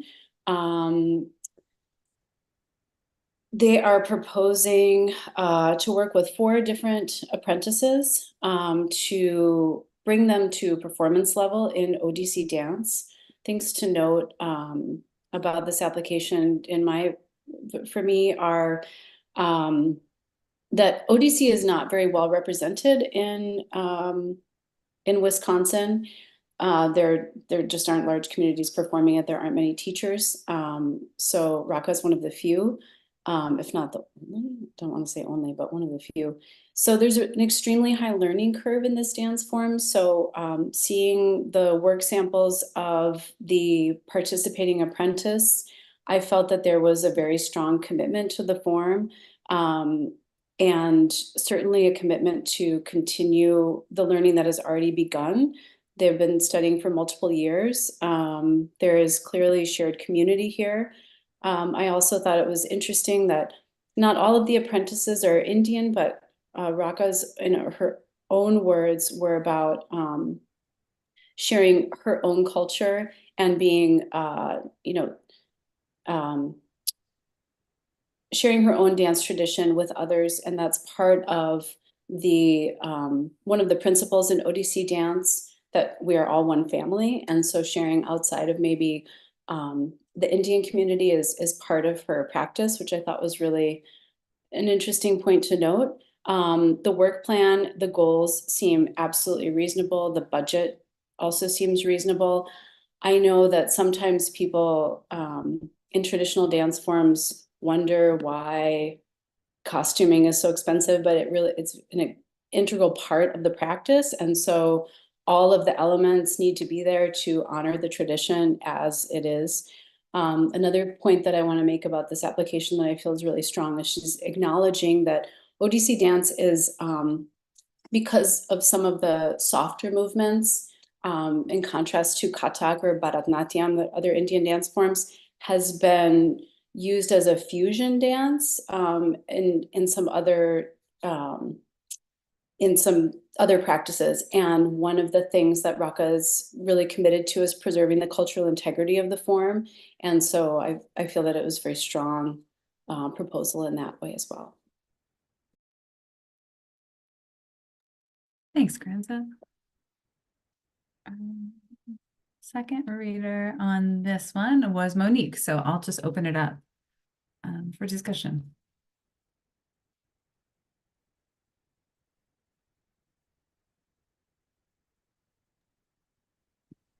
I'm gonna be a bit of a broken record on a few of these. I agree with everything Forenza just said. I appreciated also that there was the very clear recognition that one of the apprentices is not Indian. However, it's part of the whole. It's part of the whole. So I really like that.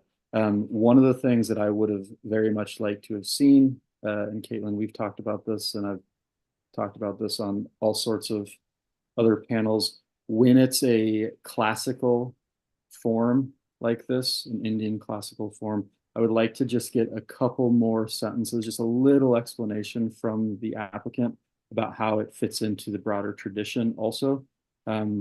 Just thinking about the folk and traditional arts aspect of all of this. It's not enough to like be an issue, but just for future applications, I think it would be super helpful for me to see that and be able to read that. But yeah, I thought this was a really good application. Thanks, Marcus. Christina or Jared on this one? I thought it was a great application as well. And you know, there's just the mentor and the apprentices, you know, are all very dedicated. And the public thing at the end I thought was nice too. It was kind of a little bit more above and beyond what I read with some of the other ones. So it was nice to see that. Couple different places listed. Right. Thanks, Jared. Christina, any Yeah, I agree with everything that's been said previously. The only other question, and this is always a question I have, is when there is an apprentice that is not a member of the community. I appreciated the explanation that was given in the application. But it would be interesting to know how the mentor sees that person's involvement preserving this particular tradition, what that kind of looks like in, in terms, in their perspective. Obviously there are other apprentices here who, share their cultural community and so there are clearly people involved that when we could, in our traditional understanding of what preservation might mean, understand that they are here in an effort to do some of that. But I would like to get some more information about what it means when when a member of another community gets involved, and whether or not we see that the same way in terms of preservation, or if there's some other idea that we're looking at when it comes to those people being involved. Thank you. That's helpful. Any other, Corinza? Yeah.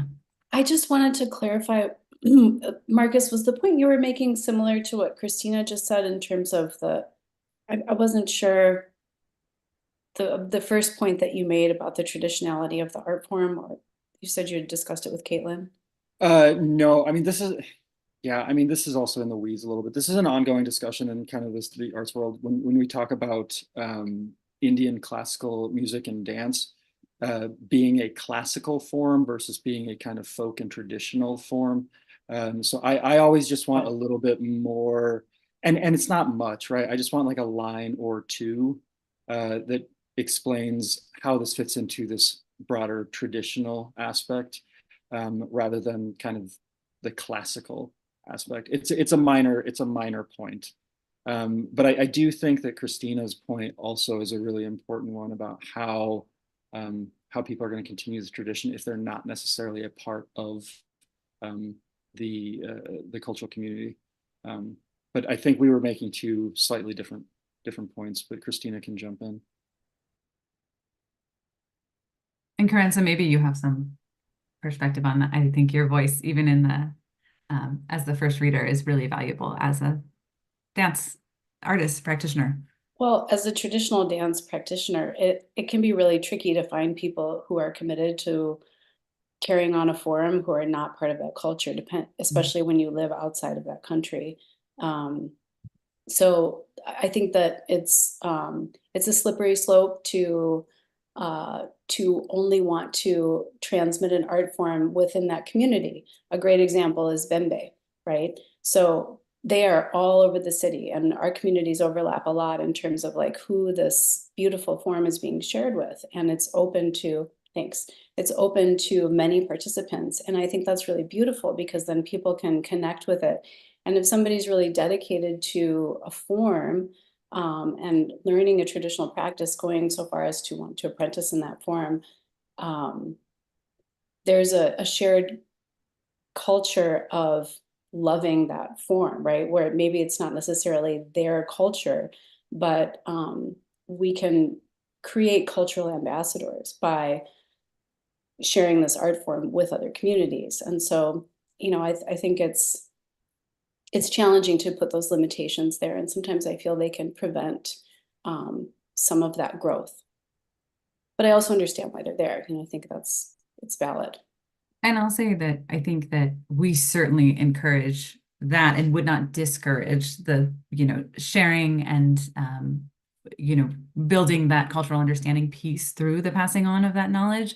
I think it's just in the apprenticeship program in particular, that the goal is sort of to pass on those skills and that knowledge within a particular cultural community. But you're right. I mean, cultural community can be based around a recreational sport. It can be, it can really vary, and there's lots of layers to that. And I think that's when Raka reached out about this piece, it was initially like, I don't know if it's going to strengthen the application to include this fourth apprentice, but I said, make the case for it. And I think that I felt comfortable with her putting it forward. So, and it sounds like you all agree, and it doesn't read as a big red flag here. I think if she had applied and with one apprentice and they were not North Indian, I think I would have said like, I'm just not sure this is a fit for the program. But I think, you know, it sounds like she made the case for that, and that it is, and I certainly defer to her expertise and, you know, comfort with the appropriateness of the apprentices that she selected. So I think this is a great conversation. I'm glad we're just jumping in on this, and I think we'll continue to have it, and we'll come back to it at the end of the day. Have we hit that 10-minute mark, Raphael? Yeah, we're just over it. Okay, other comments? Thank you all for your really thoughtful feedback on this one. And if there are no other comments, go ahead and score.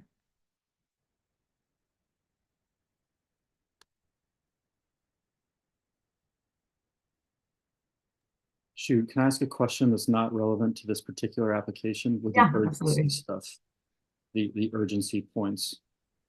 Um, We're still trying to figure out how to do it. okay. So we're just kind of winging it with that a little bit to Kind figure of, out. yeah. And your Okay. feedback at the end will be really helpful. Okay. with urgency. Yeah, because I don't want to like ding Knock people, anyone. I'm trying to figure out how to balance that. Yeah. Okay. Cool. Thank you. See how it Thank goes. you, Marcus. That was Yeah. this is my new refrain for this particular presentation. It is just so challenging. And I have gone to other states and other, try to figure out how they do it, whether they have that as a scored piece or not. And some do, some don't. We're just, yeah. So any feedback about that urgency, sort of keep that in mind as we're reviewing these. Yeah, keep it in mind and we'll come back to it. Thank you.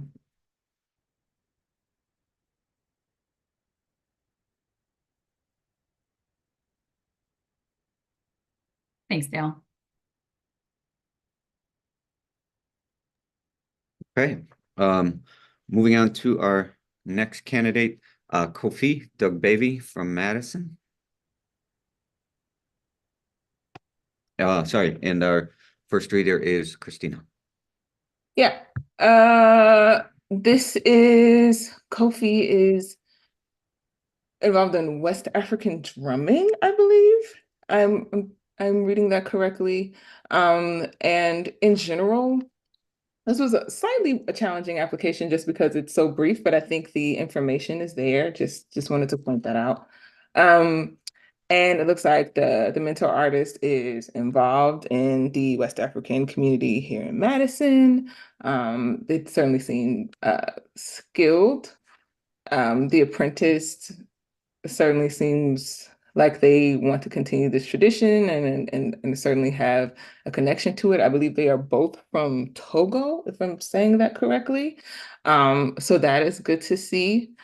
I think the one thing, and this is, well, two things if we count urgency, but I think the one thing that I had a comment on was about the final presentation. And I think this is another thing that comes up in multiple applications where people kind of have a sense that there will be a final presentation somewhere, somehow, but maybe they don't have like a specific plan. And I think this particular application had that challenge.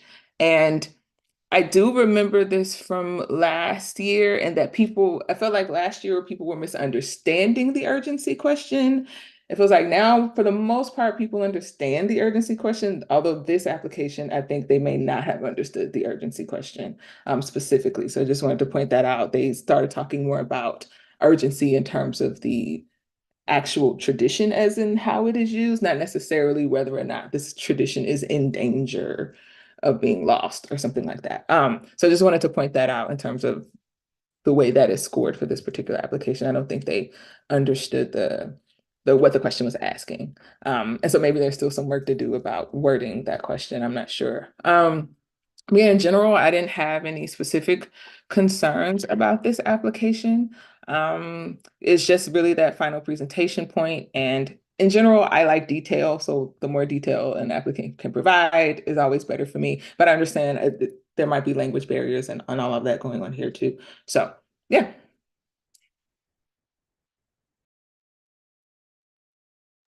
Thanks, Christina. The second reader. Think I'm the second reader. Yeah, Marcus, please. Basically agree with everything Christina said. Just want to, yeah, super skilled, clear cultural ties, strong cultural significance, love all that. I also love details, and there was a real lack of details in the work plan. The final performance part was just really not there. And I do think there was also a bit of a lack of explanation of the apprentice's skill level and like where we're at. So those were my my main concerns, and agree with that urgency piece. I'll also note that for a lot of these, especially when it's like performance, I really appreciate like super short, like 1 to 2 minute videos for the work samples. Some people did, some people didn't. I find images of performance somewhat difficult. So I'm just throwing that out there as a general thing to talk about, recognizing at the same time that videoing also takes extra time and effort and all of that stuff. So That's helpful. And I think that in the application, I know that for dance we require videos, but I should make sure that that's clear that for performing arts in general. So thank you for calling that out. Lorenzo or Jared on this one? I think it's a really nice fit too, and you know, I agree with what everybody else said as well, just with the sort of the briefness of the explanations. But I think there's there's probably a good reason for that that's already been said. And I'll just reiterate the presentation was there was just really no details there. So, Lorenzo, any thoughts on this one? Yeah, I agree. I would have liked to have seen a work sample of The Apprentice to get a better sense of their, where they're at. I thought that it was explained, the level of The Apprentice, where they're at in terms of the technical skill of the drumming was explained. So I felt like I had a handle on it, but it would have been nice to see a work sample just to, show the participation level. And, echoing the same things. Not a lot of detail. I did get a great sense of what they're trying to do, but I was also questioning the final performance piece and if they really had a plan for that or not, which may be more informal too. And perhaps there's, space to allow for that, it being a more informal presentation. Thank you. That's helpful. I think that I'm trying to think about the application this year from last year, and I think it maybe built out just to add a few specifics about that final public presentation piece. But I think folks go into the application process thinking like it's a year out. I'm not sure what the location's going to be. I'm not sure how this is all going to look. So I guess I'll say keep that in mind, and we typically say keep that in mind, as you think about this. And that's all very helpful feedback. If there's no other feedback on Kofi's application, I would say go ahead and score.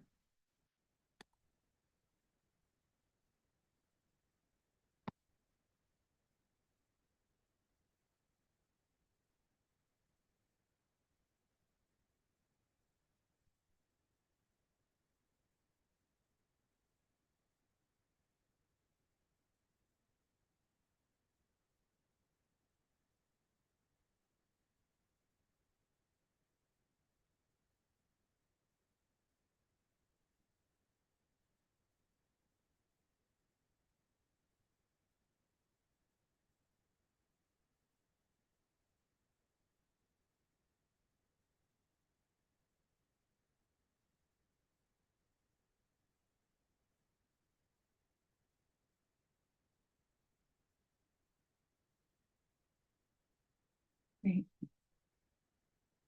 All right. Thank you all. Thank you, Dale. Okay, great. Our next candidate is Sue Holsitter from Baroka, and our first reader is Jared. just give me a second to open this up here.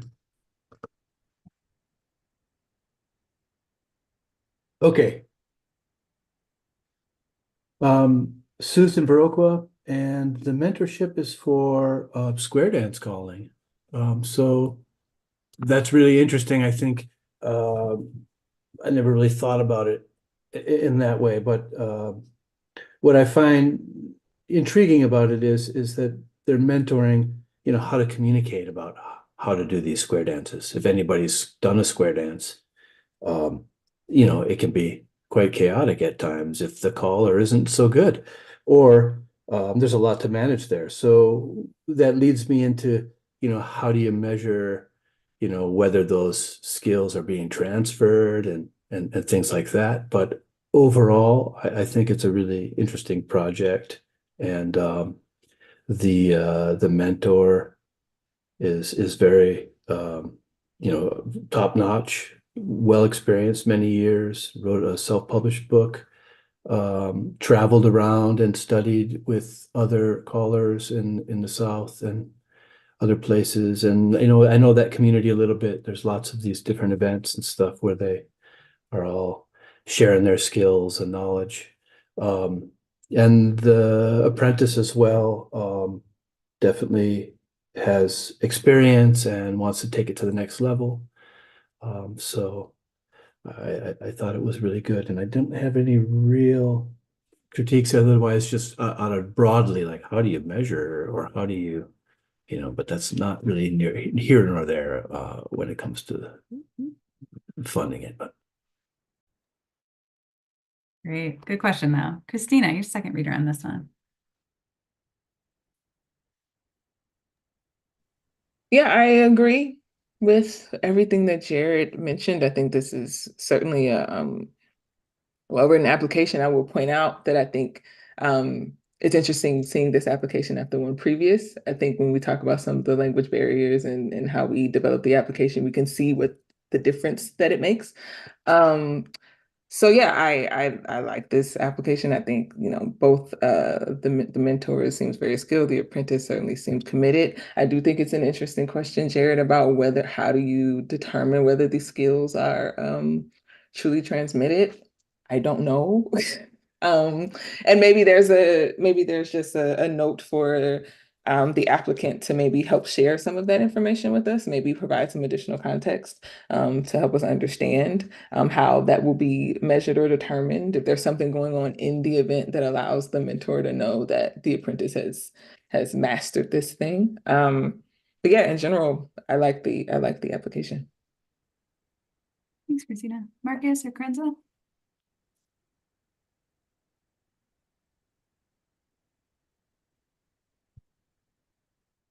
They seem to have a lot planned.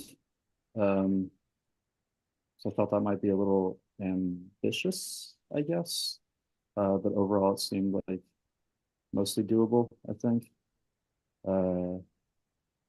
Yeah, I don't know. I appreciated this application. It was a little different and an interesting one to read. I also appreciated the work samples included some teaching sample of the mentor artist, which I thought was kind of helpful to see for me personally. Thanks, Marcus. Agree. I loved the work samples. I thought it was great to see the form being practiced in community and being shared by a wide range of age groups and people. And I felt there was a point on the urgency piece with the mentor artist getting to what seemed like looking towards a retirement and finding someone to kind of take over that role, because this community tradition has been happening for, I think she said 35 years. They've been doing this monthly calling. And so, how is that going to continue in the community once she's not doing it anymore? So I did notice that point of urgency. Thanks, Krenza. Other comments on Sue's application? And if not, go ahead and score.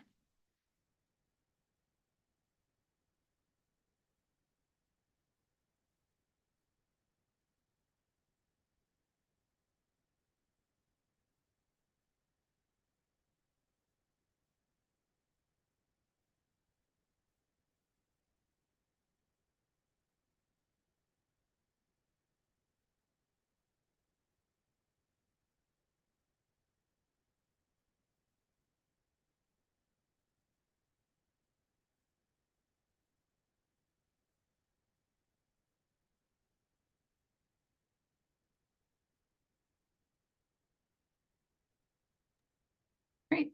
Great. Well, thanks, Dale. All right. Our next candidate is Estela Alejandra Jimenez from Milwaukee. And our first reader is Marcus.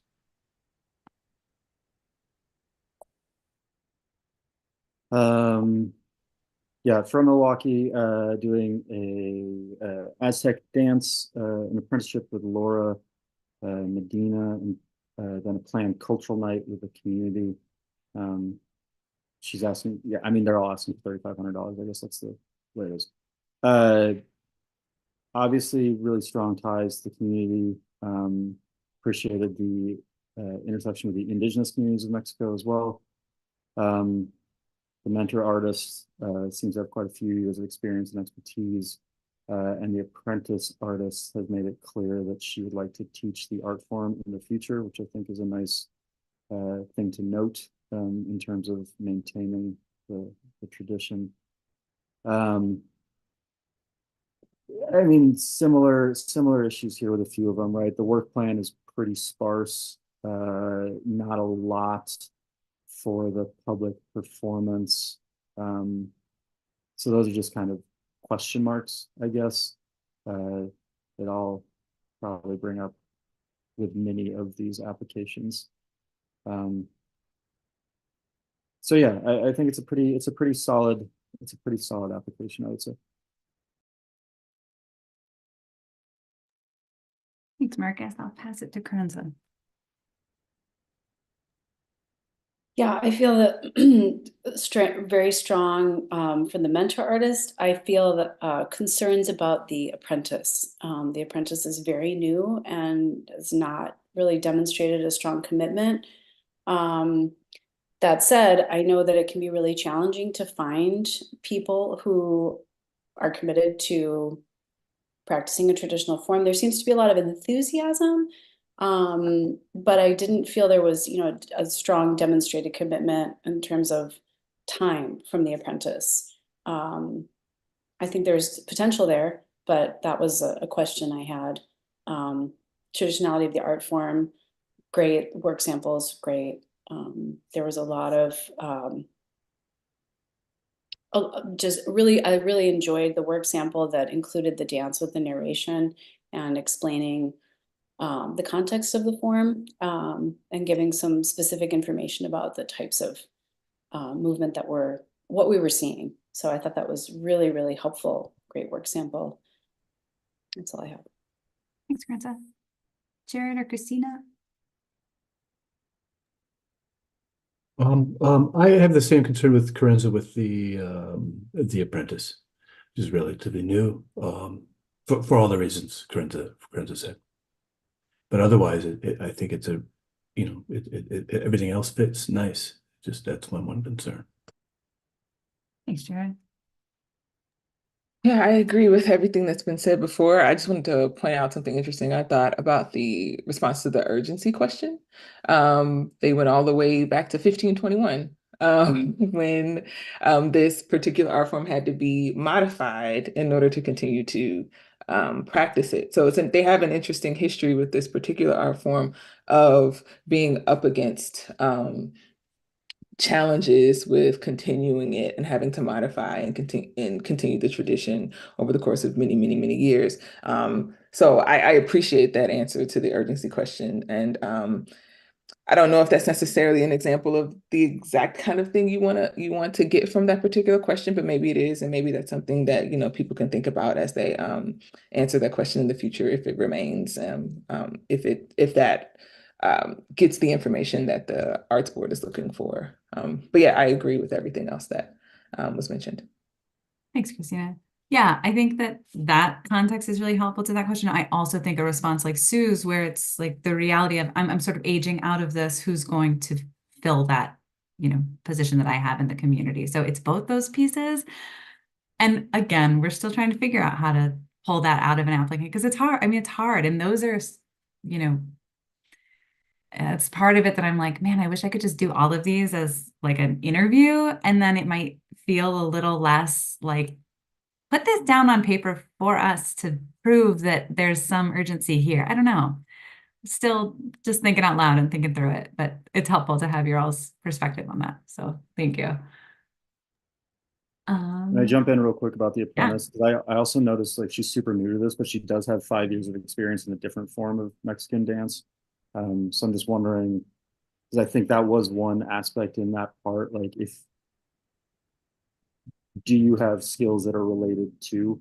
So just throwing that out there to keep that in mind also. But Carenza and Jared, you're both very right. Like, it's only a few months in this particular art form, which is not a lot. So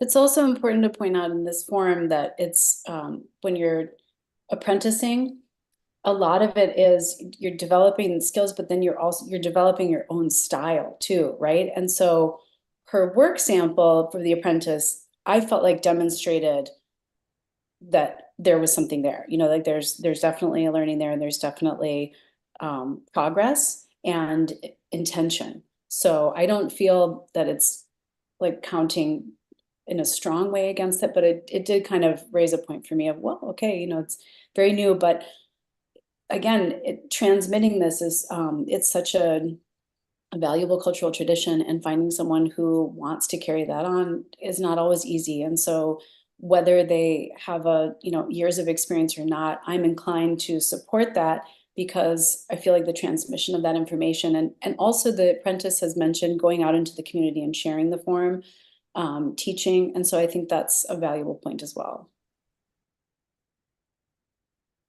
Thanks, Carenza. Again, so value your all's perspectives and expertise that you bring to this panel. I'd say if there's no other comments, go ahead and score.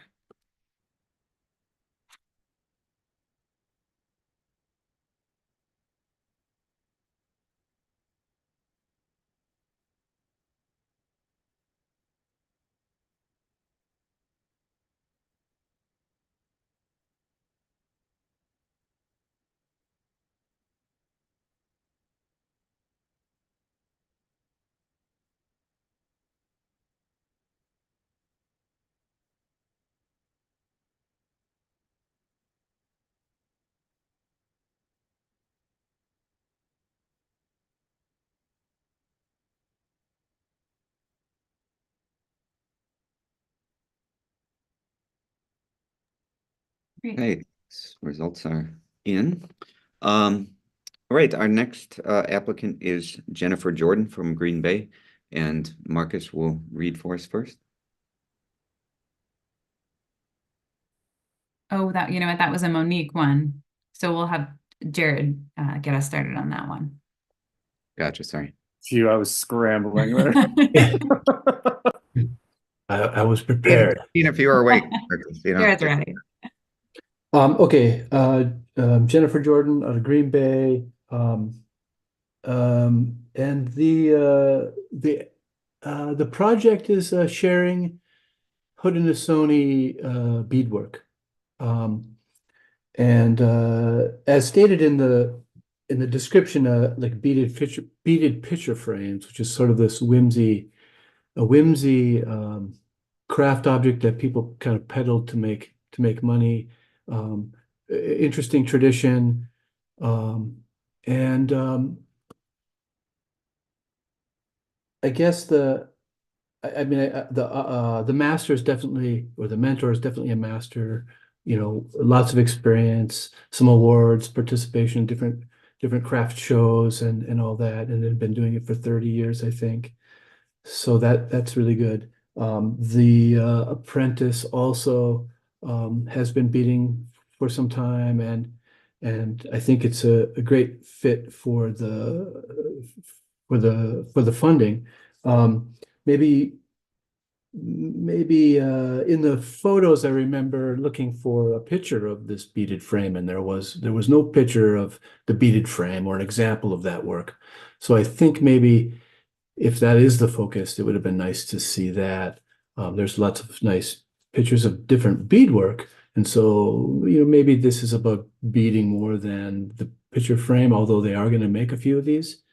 So there was some sort of disconnect in my mind on what was going on with no actual visual reference. And some of that's just out of curiosity because I don't know what these things are. It would have been nice to have that. I think the urgency, is, pretty interesting with, these Mohawk people being moved here to Wisconsin, and there's ties to New York and their ancestral lands. There's just a handful of people practicing this type of stuff, and she made note that it's really important to share and teach and train this thing. So I think there's an urgency component as well. I'll leave it at that. Thanks, Jared. Just open it up from there.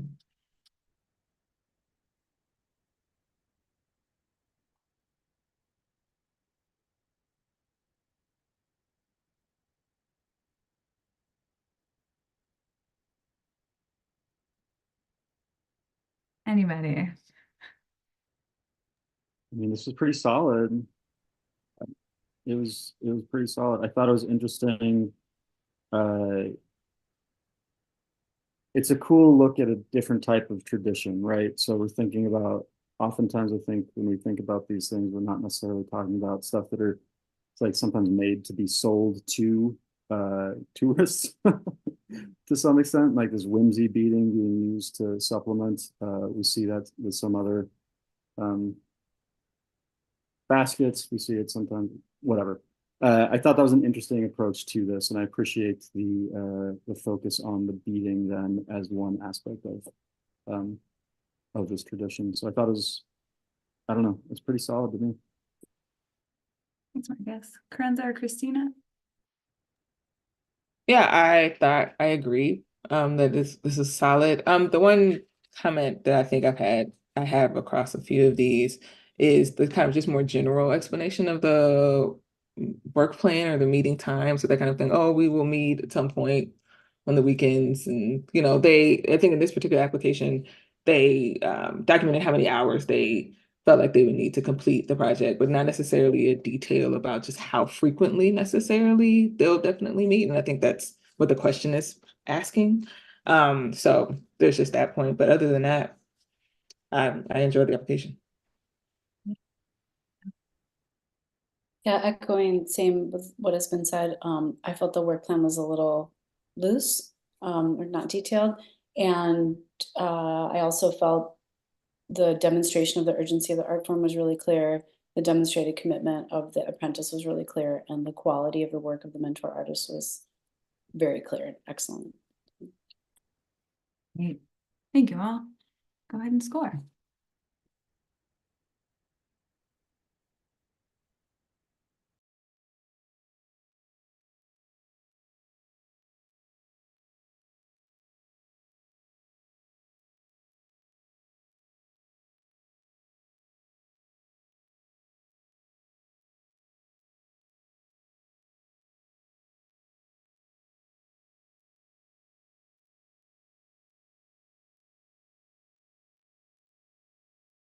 We're going to be eating lunch at 11:30 at this rate. You all are making great time.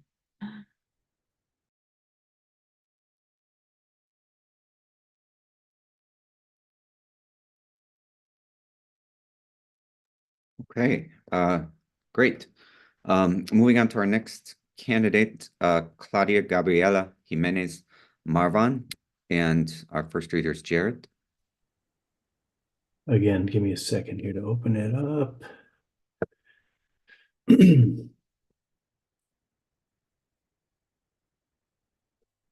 Okay, Claudia is in Viroqua, and the craft or the art is a type of paper mache called Cortinaria. I'm not sure if I pronounced that correctly. And definitely like a really interesting project. Again, I didn't know what this was, and when I looked at the samples, it was really impressive. These giant sculptures. And so there's definitely strong ties to Mexican community in Mexico and immigrant communities here in Wisconsin. They share all those ties. And I didn't, I think it's a good fit. Maybe my one concern was there's a lot of online, a lot of online lessons. And, I know that there are some, it's not always the best way to learn. Sometimes it's best face to face or with each other, where you can see the subtleties of what's happening. Um, so that was my one question, on that. But I think they gave some reasons for that. Um, so yeah, that's that. Thanks, Jared. And I'll say on that, I think that it's just sort of so new as of COVID. Like we would not have even considered the online lessons pre-COVID time, but we've seen a few um, propose it. So I'll leave it up to you to decide if it sounds feasible based on what they presented. But yeah, it's just new and it's interesting and it's exciting in some ways. So I will pass it to well, I will just open it up for conversation on this one.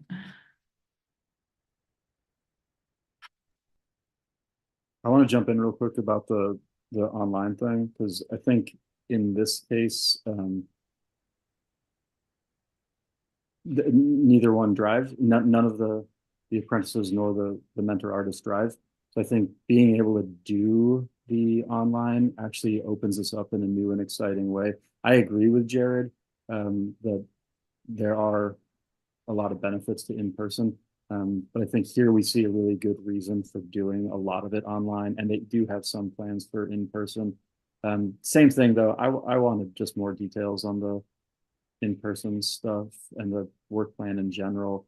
And I know, again, this is not required. I think it would have been super cool to see some of the process in video form here. The end result is fantastic and just really beautiful.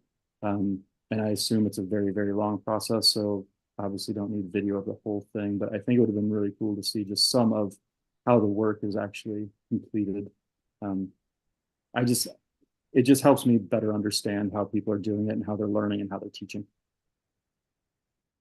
Thanks, Marcus.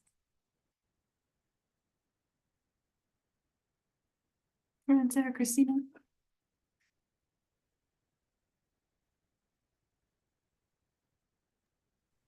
I had the same concern about the online learning, but feel the same way about, making it that it's finding a way to do it. The traditionality of the art form, bringing the everybody who's into the community, I think is really great. I like the public presentation plan. It sounds like it will be an interesting way to create a learning experience for the apprentices that has a direct presentation in the community, and then potentially could engage some more people who are interested in learning this process. So yeah, I felt like it was a fairly strong application. Yep, I agree with everything that was said. I have less concern about the online lessons, simply because accessibility. And we want to give everyone an opportunity to participate. I did want to point out that the answer to the urgency question was interesting here. I think it sounds like, and please correct me if I'm misunderstanding, but it sounds like there isn't yet a real community around this particular art form, and that this is kind of the start of maybe creating one, and having another opportunity for people who a part of this cultural community to connect with this particular part of their roots, which I thought was quite interesting, an interesting answer to that urgency question. But yeah, in general, I agree with everything that it's been said. Thanks, Christina. You know what to do next if there's no other discussion.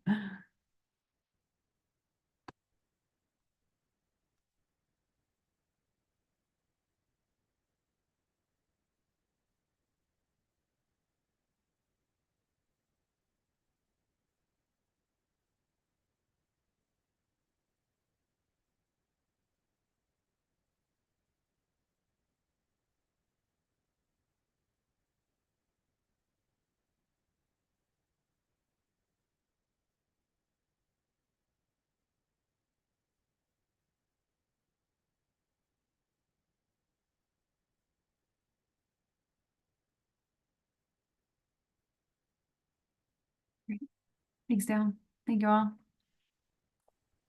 Okay, our next candidate is Sunjun Oh from Shorewood, and our first reader, in fact, this time is Marcus. Right, I'm ready for this one.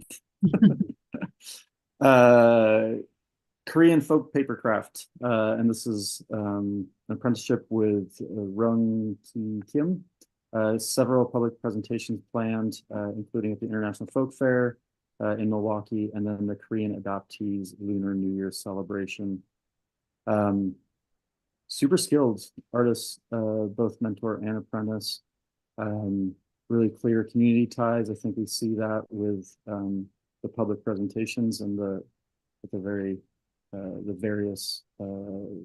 organizations. Clear ties to this kind of long-standing tradition. I think they're doing really good work to sustain and grow the art form here in Wisconsin. It also seemed, based on the work samples and the narrative and all this, that the apprentice is also moving to become a mentor artist in the hopefully near future, actually. So that was cool to see. One of those situations where I think both are incredibly skilled, and this would really benefit the apprentice artist quite a bit, pushing them over to a higher level. And I say that because the apprentice artist is also already sharing this art form with students. So really cool to see all of that, I thought. Work plan is pretty sparse again, but I appreciated the ideas for the final presentations. So I thought this was really quite good. In terms of the urgency, there did seem to be a little bit based on the mentor artist stated, brought up aging. And then there's just not a huge number of practitioners here in the state. So overall, really solid.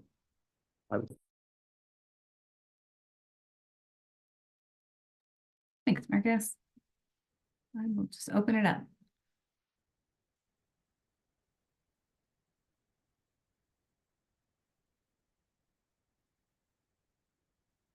I want to talk about the work plan stuff that we keep bringing up, and it is really difficult to articulate that information.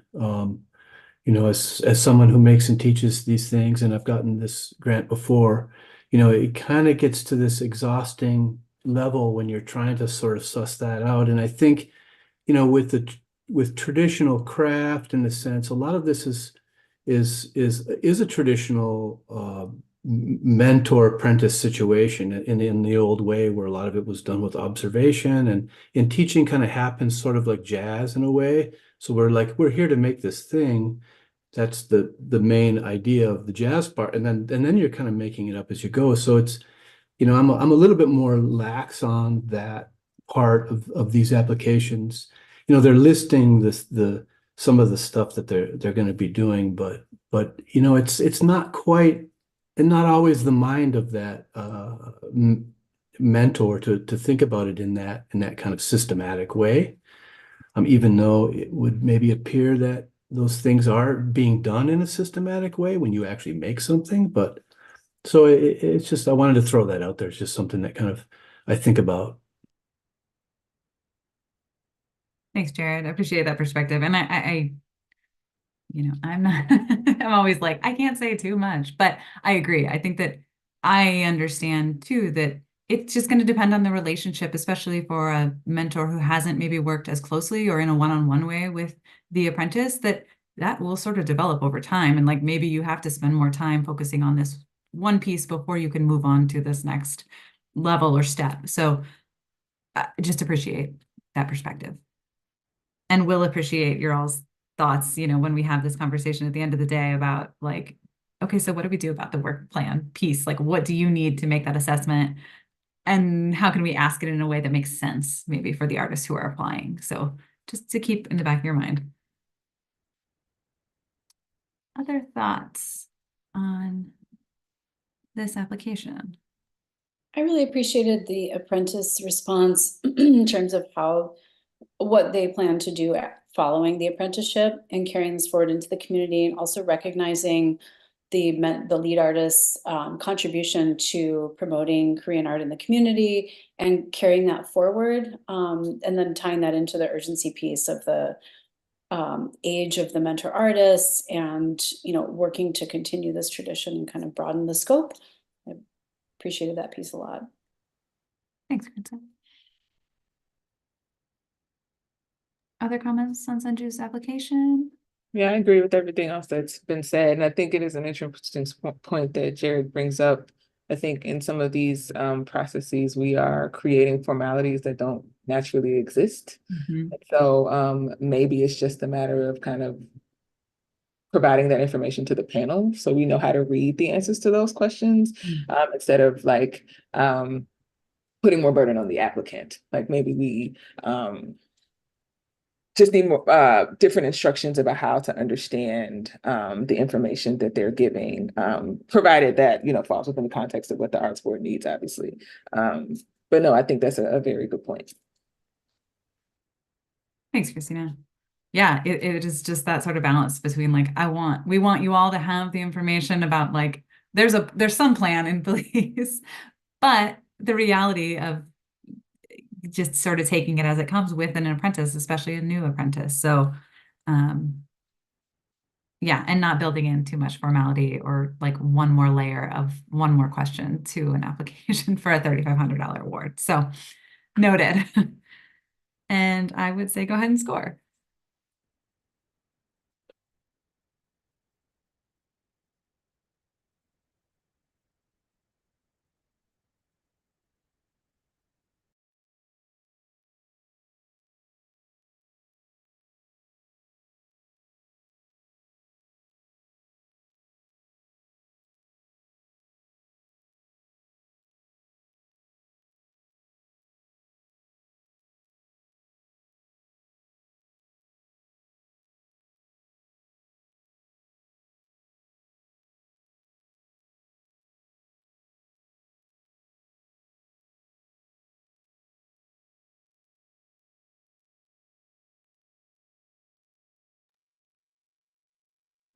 Hey, Thanks. yeah. Then our next applicant is Ireri Andrea Muniz Ortega. And first reader will be Marcus again. All right, so this is Andrea's doing traditional embroidery. Plan is for an apprentice, Hiram Joseph Diaz Sanchez de Leon. Planned public production, exhibition, and workshop at the end of all this.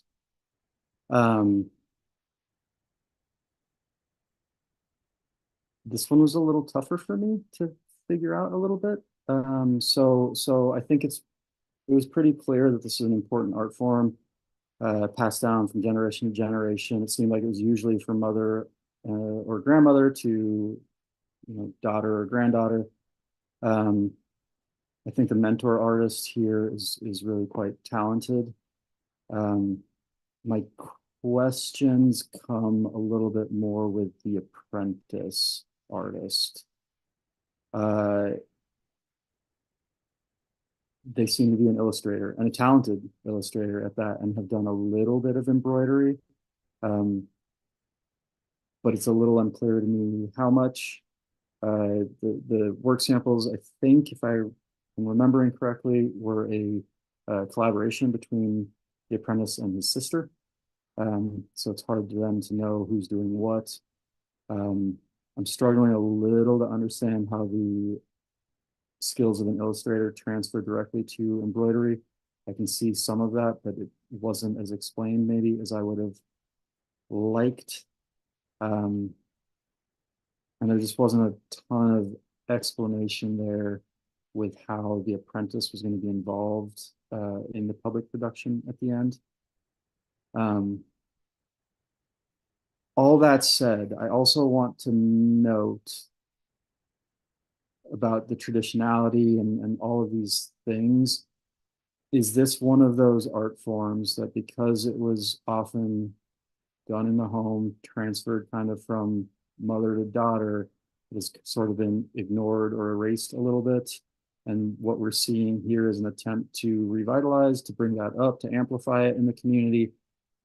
I don't know. I don't have the answers to that. But as I was reading, I was just, this was a tough one for me. At the same time, recognizing just a lot of really beautiful work being done by the artist. Yeah, so I'll hand that off to the second reader.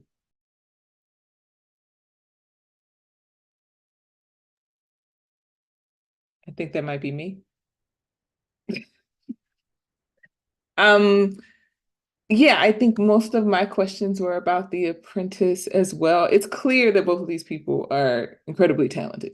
That's very clear. I think my questions were one kind of interesting one that I just in my mind don't know what to do with when we talk about traditional ways of transferring or preserving these art forms, and the fact that this is a male apprentice and traditionally that's not been the case. I don't know what to do with that. I'm just putting that out there. That was one point. And then the other piece was I could not tell whether there was a commitment to preserving this particular type of embroidery or if the apprentice wanted to use some of these the skills that they would get from this process to just add to the art that they already do. And then the question for me becomes like, is this preserving this art form? Really? I don't know. I don't know if I don't know if us being in 2024 and trying to gain interest in these particular art forms, if that means that some of these art forms kind of get adjust or get modified in order to keep some of just the general spirit of the work moving forward, or if we are asking for people to be committed to this specific way of doing things and preserving that specific way of executing this art form. This feels like a question maybe less about the specific application and more about the general purpose of the program, maybe.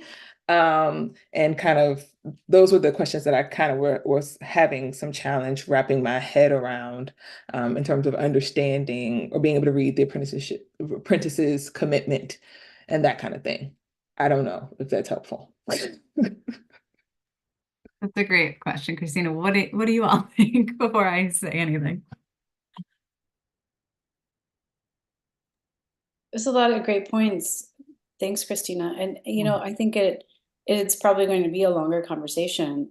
Like you said, how do we, if it's traditionally passed on in this way and this is not the traditional, then how do we, I think it's great, but how do we, gauge that, right? And what are we really being asked to do? And I think one of the challenges is that a lot of applications in this series talked about maybe people who weren't necessarily practicing a traditional art form, and then they immigrated to the US and then they began to practice it as a connection to their culture.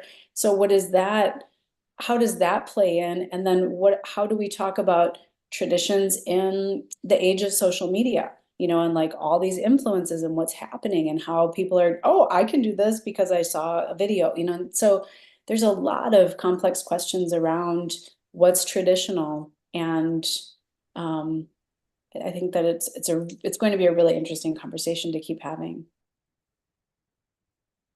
I agree. Thanks, Karenza. Jared, thoughts on this one? Yeah, I think both Christina and Karenza bring up those really interesting questions, and I'll save comments for the later part when we break into it. But back to the applicant or this particular application. I had some concerns about the apprentice. I mean, again, as mentioned, they both have skill and dedication to these things, but it was just a little bit. It's just a little bit kind of new or fresh, or there's questions about it on some level. And then I did make notes that the main artist is kind of relatively new at this too. And again, Carenza brings that up, like maybe she came here and then started kind of rekindling that stuff, you know, kind of judging by what she was writing. And I don't think that that's really a big negative. I mean, but when we get back to some of these criteria that they should be masters and cultural bearers and stuff, you know, then if you're measuring against that, it was just something I noted. I still think it fits well within this, but those are those questions that kind of get you to think. I also just wanted to say one thing about the public presentation. I was a little confused because there are 4 or 5 different things. There's a class, creating a sampler, and the book project, which I felt like kind of got stuck in there as a little line, but that's quite a large project. To have the apprentice illustrate a book with embroidery that then tells the story of immigrants, and the workshop too. So there's a bunch of different things going on, and I felt like that was maybe a little ambitious for the project at this point. Thanks, Carenza.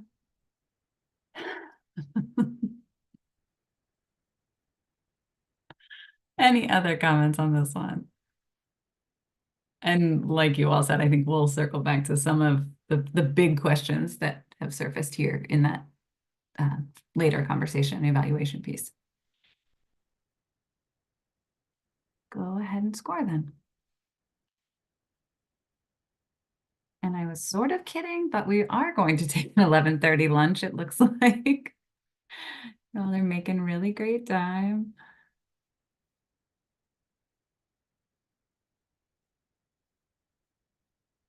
So I would say once you have entered your score on this one, I'd say we built in a 30-minute lunch. I mean, if you all need longer, I'm welcome to, we have time. So please speak up if you have a preference there.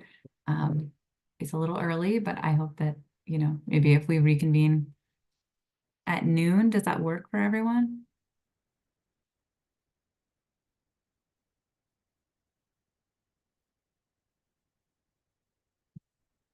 Great.